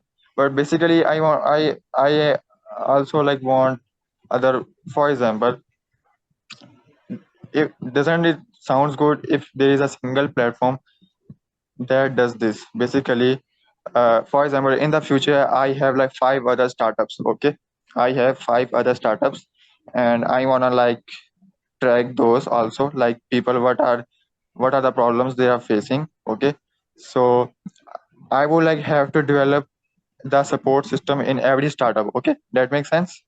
I would have to like develop a support system for every 5 other startup which I would like start. To me that is like not something good. I would like, if I was there, I would like create a dedicated platform which other entrepreneurs can also like use, so that they could also like some kind of commercialize it for their needs. So hopefully you guys can see where am I going. Like Yeah. I am, yeah. So Okay, in that case, if you want something that's already like you said, commercial, but you have to yeah, pay for it, it's Zoho. I don't know whether you've heard of this. platform, but they offer like support and ticketing system, I think, right? So just Google Zoho. Okay, I would like check it. Oh I would like check yeah, it. Zoho, and then you could Right. use Atlassian or Jira. They have a ticketing Yeah, system. yeah. Yeah, in that These case, those are the best options. Mm-hmm. Yeah, I use that I at work. find I have like used Jira, like I have like experience with Jira, but man, I think though these kinds of tools are like very also they have a lot of like noise. Basically, I want to like say like they have a lot of going on. Like you have this assignees and you have this Mm-hmm. Mm-hmm. I should say, man, that's just too much for ordinary people. Yeah, that's fair. I wanna like yeah. Why not just basically simple two-step process or something like that, and the problem is they figure out the problem, they uh, enter it on the like platform or something like that, and I am like able to track it. So I would also like search it, but as Mario has suggested me, I would also like look into that, look that one also. So thank you. Yeah, no problem. Yeah. Do you have anything more to share, Mario? I think that's it for now. So like I said, I'm going to, let me just stop sharing. I'm just going to do the tutorial video today, upload it, and release it later today. That's pretty much it. Nice. I'm excited. Do make a Twitter post about it. Yeah, I will. I mean, it's still going to stay free for a while, right? So that I just want to see if people are going to engage, and that's that. Yeah, at some point I just have to then make it actually work, because I've been working like what for like 6 months now, or maybe more, but I think it's 6 months, and yeah, it needs to be released, and it needs to go into the wild, right? So people can actually start using it properly. Yeah. Awesome. Yeah, definitely make a post about it. And if you ever need, and this goes out to anyone, as anyone ever needs like any beta testers, I'm always interested in trying it out. And we'll make myself available for that. So if you always have reach out. I mean, do you use AWS like right now? Not right now. I have an account though. I actually had to shut it down because the AWS bills were getting really expensive, and I've been thinking about a little bit because I don't have any. Obviously, I don't have much money. So I've been trying to find cheaper alternatives, but I will use AWS though because it's just better than most of the other ones. It's just expensive right now. That's the only problem. But when I get to that what point, were you using it for? Before was Heroku, and No. On AWS, you said it was expensive, right? yeah. So which services were you using? Services, EC2, Route 53, Certificate Manager, and I did play around with like load balancing and all that stuff, but mainly Route 53 or 58 and EC2s. Yeah, those are the main ones I was using. I was loading up a bunch of instances, and I had domains and all that stuff. So I would use Route 53 for that. So I'm assuming that it was the EC2 instances that actually cost you the most, right? Oh my God, yeah. So yeah, I would not suggest using those when you're starting out, right? So just going serverless at first, right? And later on, when you have like millions of customers, right? Then you can use EC2s, and they're going to be on all the time. For example, okay, let me put it this way. Everything that you've seen that I've built now, right? Everything that I've built now, plus, if you remember last time I told you about the social network, right? The immersive communities, still running on the same AWS account. I'm paying around to 40, like $40 monthly. Oh my God, no way. Yes. Again, there's no EC2s involved. It's just all serverless. Of course, that's the point. So it's all serverless. Wow. That's why by default, everything that you're going to, launch with Code Smash, it's going to be serverless by default. Otherwise, there would be no point, right? And that's Yeah. how they are going to, save. It's about saving costs. So, but not a lot of people are, experienced with building serverless stuff. So that's why I'm going to, automate all of those things and just say, hey, people, Mhm. it's there now. You can use it and you can forget about the cost. I always assumed that Code Smash had EC2s involved, actually. No, zero, not Wow. not a single one. Wow, that makes it even better. Because like people are tired of paying. Like I see everywhere, people are like, "Oh, AWS is so expensive," and so they don't use it, or they switch to like I don't know Azure or something. But okay, dang, Yeah. I mean, if you just look serverless. at the pricing for the files, for example, I mentioned a couple of times Zeno, right? So I think their basic plans is I don't know specifically. Is it around 60 or something bucks monthly? And how much space do you get? Don't know exactly. I think it's 10 gigs. Might be wrong. You could look it up. Mhm. But for if you go with the S3 bucket for the data storage, right? In AWS, I think it's $0.023 for 50 terabytes. Yikes. So there's no comparison at all, right? I'm just No. going to let people, I'm just going to let people launch S3 buckets and front them with the CloudFront, and you can Mhm. serve videos, photos, images, right? Audio, whatever Mhm. you want, and websites, and you're going to pay nothing, I love that. right? I know. I love that. Because AWS is a great service. It's just, yeah, if you don't know how to use it, I guess you're just gonna Exactly. get, yeah, and Yeah. you make it easy. So that's And pretty exactly, I attractive. mean, what's Zeno or other services? What are they using in the background? Probably also AWS, right? But they have to charge you something because they are also Yeah. paying to. That's they probably are using AWS. Exactly. Okay, awesome. Yeah, thanks for sharing. Thanks for Yeah, no everyone for problem. sharing. I don't have much to share. I just have some UI updates to show off. I've been working on the Yeah. back end, but the problem is I decided like yesterday to make changes. But I'll talk about those changes. But let me go ahead and share my screen. Let's go with this. Let me know if you can see my screen. Okay, so you finally made the landing page, right? Yeah, it's very basic right now. This is very much inspired by Novexa. Mm-hmm. I love this. I love the gradient you used before in your previous one, Apolsor. And so I was like, you know what? I'm gonna get inspired and use it. Copy paste. Yeah. I had a little different color change, but this color is probably gonna change. I might go with a green instead. But yeah, I'm actually using a legitimately black theme, dark theme, I should say. This is just a template video. I'm gonna put a demo here, kind of similar to what you did, Mario. This is just this is just a placeholder. But there will be like a little demo here. I have a little message, blah blah blah. Added. I don't know if I had this here last time. But yeah, just a couple UI updates. Nothing too crazy in terms of what I have going on changes wise.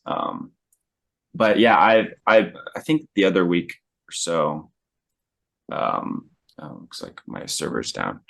Let me turn that on. But I'm actually thinking about switching to Vue, or well, I've been in the process of learning Vue, and I just can't do React anymore. It's just getting too messy for me. But yeah, I've been doing that. Backend servers down right now. But yeah, I just have a couple UI changes. Things are a little bit bigger, a little bit more wider. Yo, I have like multiple questions, bro. Yeah. Absolutely. In the like last session, you like showed us this command center. Mhm. You showed us that, hey, this is my, you like demo the Windows connection. You showed us like, Mhm. hey, I can take screenshot, and here I am like moving the window. You can see in the viewport. So that was like interesting. But last time, like I forgot to like ask the very important question, and that is basically how this everything is going to like set up. Basically, what I have experienced is that because as I told you last time that I also have like some kind of experience with these kinds of tools. So basically, there is some kind of application which you download on your like system. Then Mhm. with that application you generate some agents, okay, and then those agents are then like transferred to the target machines, okay, Mhm. and then they like function like a spy on on the like system. They are able to like interact with the webcam, interact with the system. Everything is like in your hand Mhm. remotely. Yeah. And these kind of systems are used by security engineers also, and also like the bad guys, hackers also, okay. Yeah. Mhm. Yeah. Yeah. Yeah. I So know. basically, yeah, my question is that how is your process look like?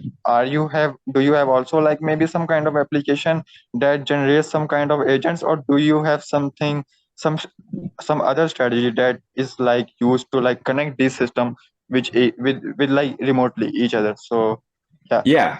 Answering that. So I have an agent program that I call. Let me go. Let me log out.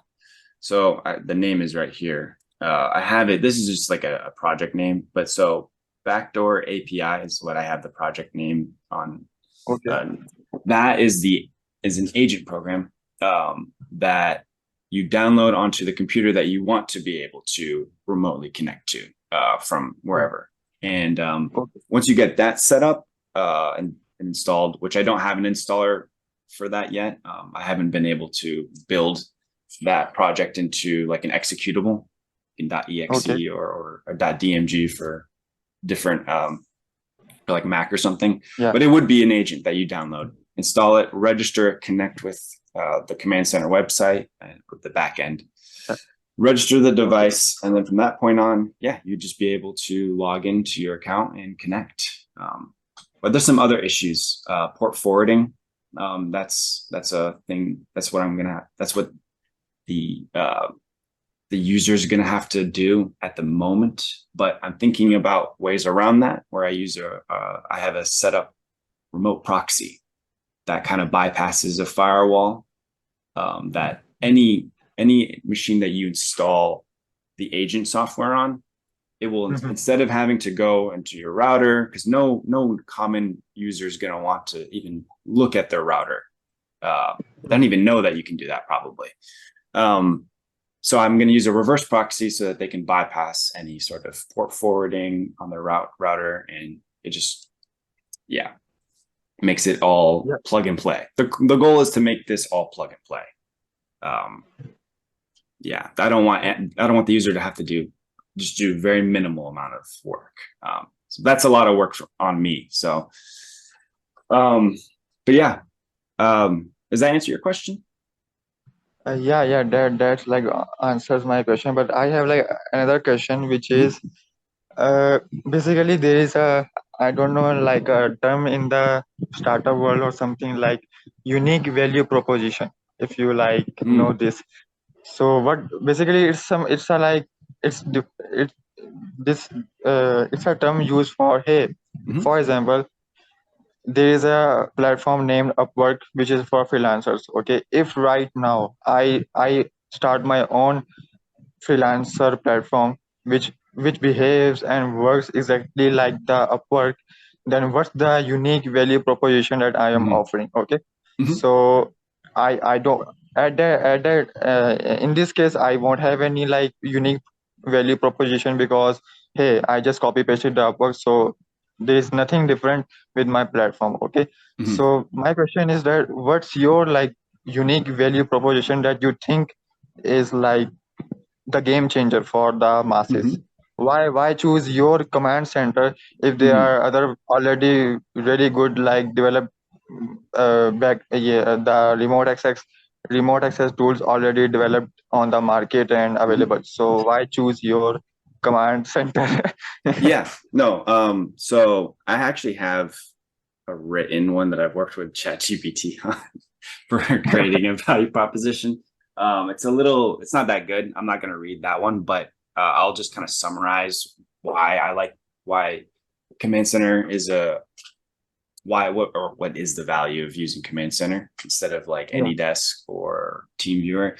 And that yeah, is the one of the main things is that this Command Center and all of its agents and all that stuff, so it all works together, is that as a client, as a user, you don't need to install software to remotely access. Like for AnyDesk, you need to have the AnyDesk software.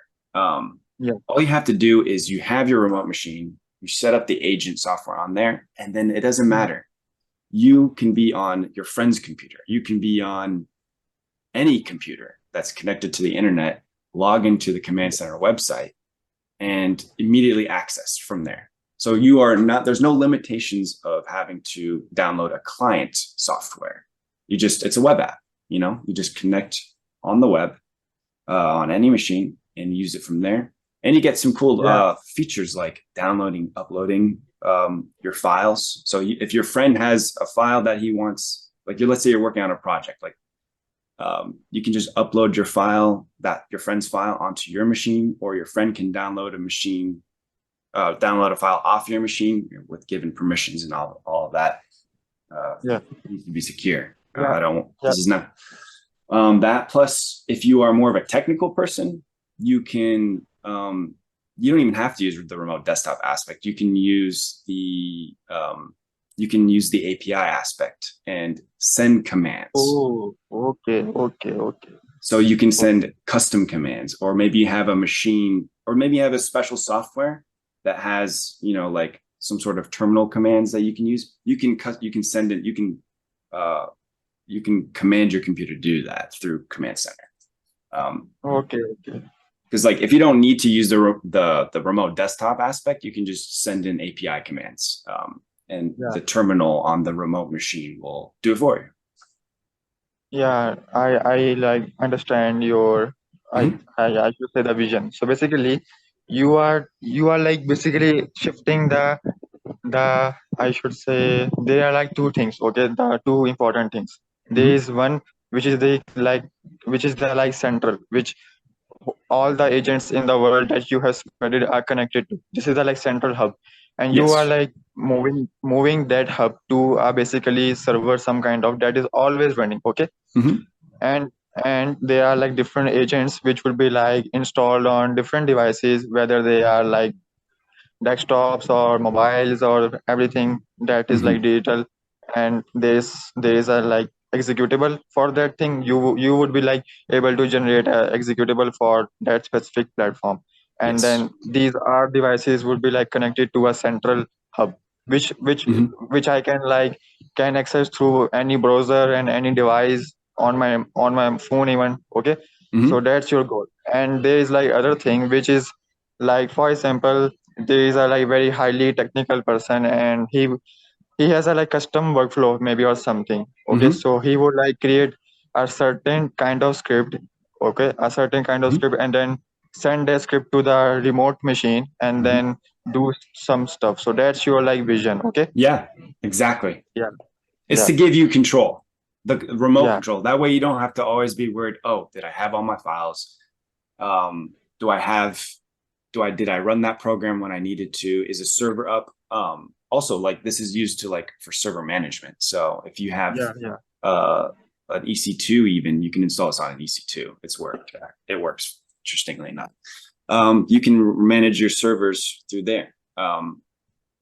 Instead of maybe a different platform, if you like, obviously, but it's just all about giving you control. It's like trying to give you the experience of actually sitting in front of your computer, but remotely, as best as it can. Yeah. Obviously, I can provide, but yeah, it's just all about control and giving yourself the power that you have as if you are in front of it. Yeah. Okay. I got it now. I got it now. Mhm. That's a good value proposition, I should say. Oh, good. I'm glad. And thank you for that question. That's a great question to Yeah. ask. Yeah.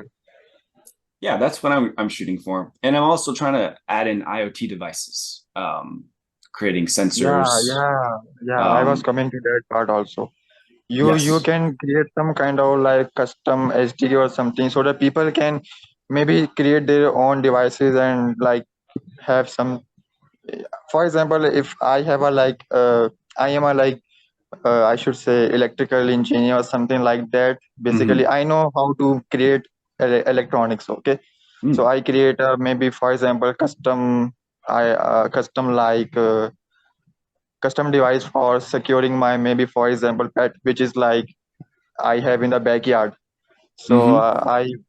I then like custom develop the hardware also and like custom develop the software also, and then with command center like do all the like reconnaissance and basically use it. So that's Hmm. pretty good idea basically. Yeah, Yeah. yeah. One, Modular design. Yeah, yeah, that's definitely one of the goals is to be more modular. One of the new things I created, actually, I forgot I even created this. I created notifications, and so I have this one sensor. That's the one IoT device that I have set up working. This is a little bit messy right now, but I have a notification sensor, and the sensor has an ultrasonic sensor, Mhm. and so when someone gets too close to the sensor, it reaches like maybe like let's say you get 50 centimeters, like you're within range of being 50 centimeters away from the sensor. It will trigger the sensor to take a picture. And when that picture is taken, it will upload that picture to a CDN and create a notification in like a notifications kind of like table. And yeah, and it will send it to this notifications and it'll provide you all this. Oops, sorry. This is unfortunately the image is really big right now, but it'll send you a notification saying which the name of the sensor, timestamp as to when the picture was taken, and a message saying like the motion sensor detected something, and then it'll take the picture, and yeah, and there's my yeah, dad right here. He's showing it to him, but yeah, and then you'll have like the image, and you can like track this online. You can be anywhere, and you'll receive the notification and a picture, and you'll know what's going on wherever the sensor is, obviously. But yeah, yeah, I gotta resize the image and everything and to make it a little bit prettier. But yeah, that's kind of what I'm shooting for, is having functionality like yeah, that. yeah. Yeah, one like use case I am like thinking right now is basically if for example command center can like also be connected with my car. For example, Ooh. I go to a mall, okay, I go to Hmm. a marketplace and I park somewhere, okay, and at that time there is a lot of room, okay, Hmm. there is plenty of space for parking, so I park my vehicle, I park my car basically and then go into the mall something. So but I have like for example access to my like sensors of the cars, okay, Hmm. I have like access to the car's camera, okay, cars like and other sensors that are like important. So for example, if a like vehicle tries to park behind me, okay, behind my car, Hmm. and thus blocking the way out for the from the parking, okay. Hmm. So I can if like I have connected with your like command center, I can like get a notification, hey, someone is like parking and you won't be able to like escape the I Oh, should say. interesting. Yeah, Yeah, that's a yeah, cool idea, yeah, actually. yeah, yeah, I am not able to, yeah. So that these kind of use cases are like really very like I should say beneficial. So Mm, yeah, I and agree. if in like last session I also like talk about if this technology gets like paired with some kind of artificial intelligence, man, Oh the yeah. experience would be on point, bro, on point, best thing Yeah. ever. Yeah, Yeah. Well, we'll see where it goes. It's taking a yeah, while since I'm the only one building this. But I love it. It's fun. I'm having a lot of fun with it. And so, yeah, yeah, it's a passion of mine for sure. Yeah, great stuff, bro. Thank Really you. great. That's all I have to share. There's nothing more else. I don't know if anyone has any other comments or such. Yeah, I have one last thing from Apolsor. Is like bot. So I am like wondering how can I use his bot or something like for my use case. Now that he knows my platform and he may be able to like assume what challenges may I like face in the future if like people start using it. How like his bot, for example, the thing I was like mentioning for the like the support system. Okay, I want to like track the issues or bugs, whatever you want to say. I want to like track them. So can like his bot some some kind of like help me in that manner if he is like getting my point. That would actually be really cool to implement. I have yet to do that, but what I can do is kind of have some sort of APIs so other platforms can interact with. So they could send, let's say, send a request to my bot. They could send the feedback information.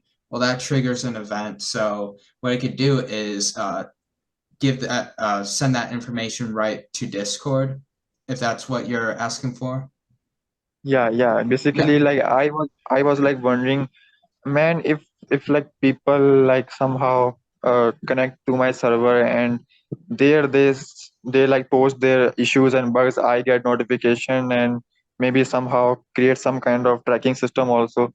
So that would be like pretty like good. So Yeah, I could probably set up an API for that. I've never actually built an API before, even though I've worked with them, so I don't know how long that would take or how the process is, but I could definitely do that.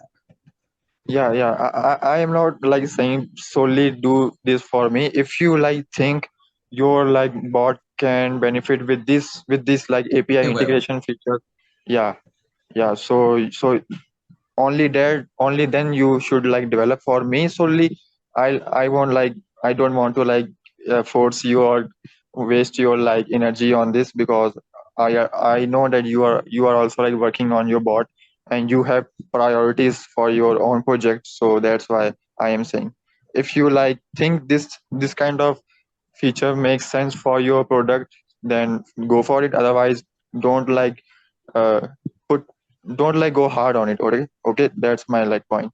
It makes sense because I'm already supporting GitHub webhooks. I might do issues as well, but for now it's just uploading. It's sending commits, latest commits, and the related data into Discord servers.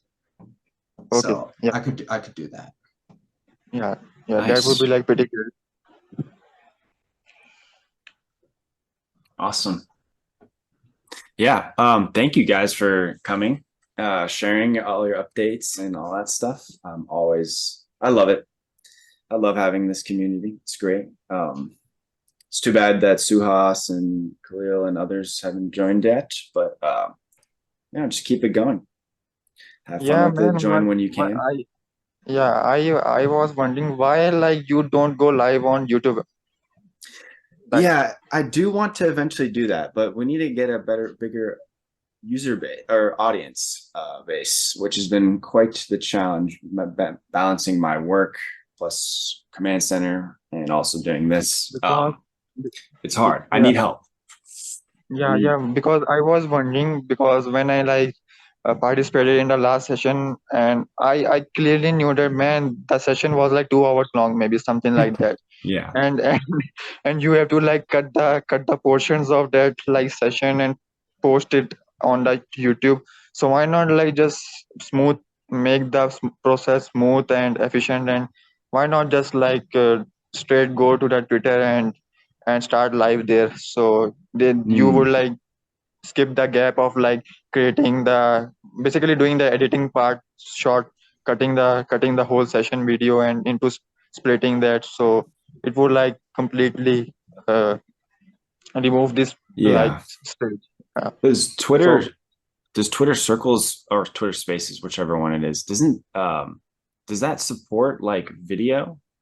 Because I'm pretty sure it's just audio. no, it's just like audio so Yeah. far what I have like seen. So Twitter is just like the spaces thing, it's just the audio.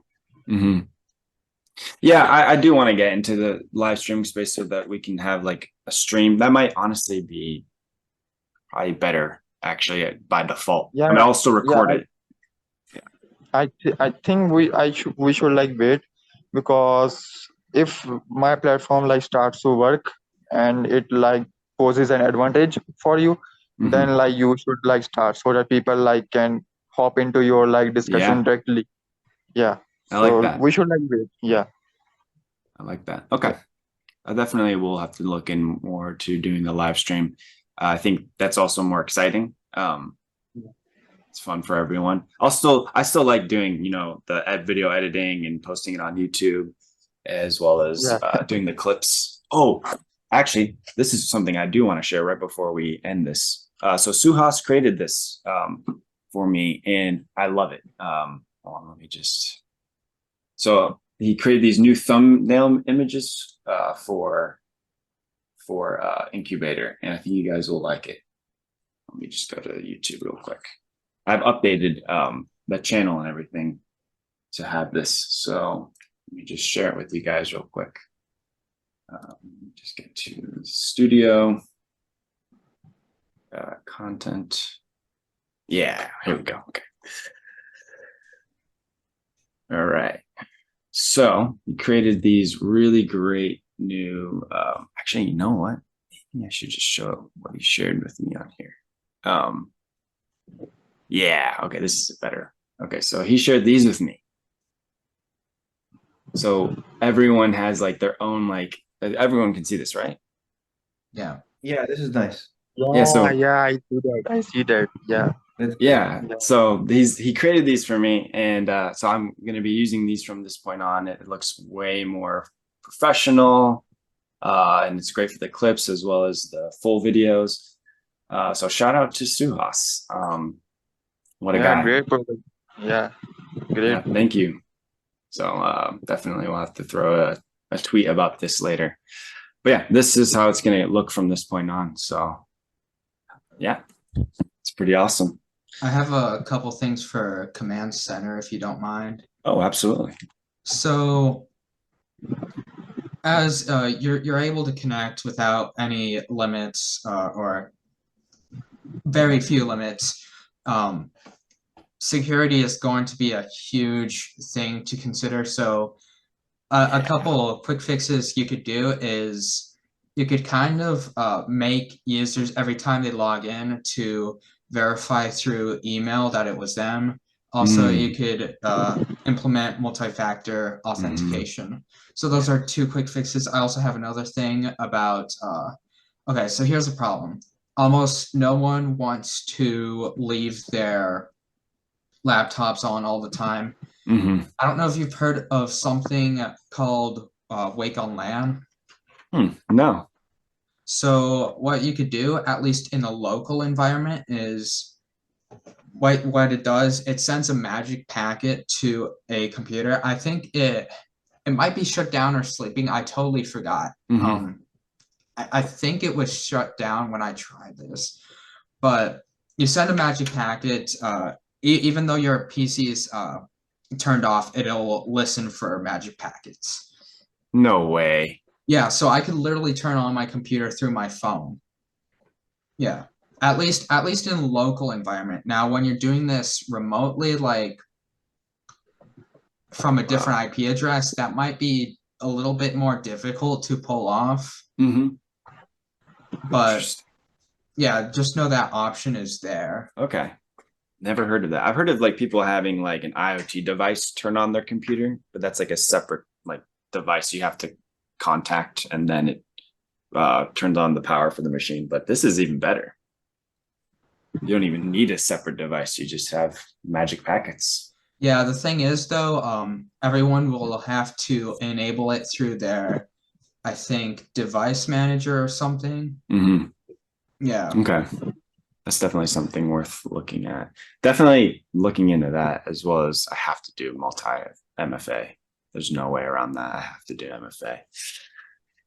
Yeah. I mean, you probably can write a script to enable that. Yeah, It's yeah. not like you have to tell the users, hey, go here, click that, Mhm. and enable this wake on LAN, right? You just execute a script and it's going to help the users.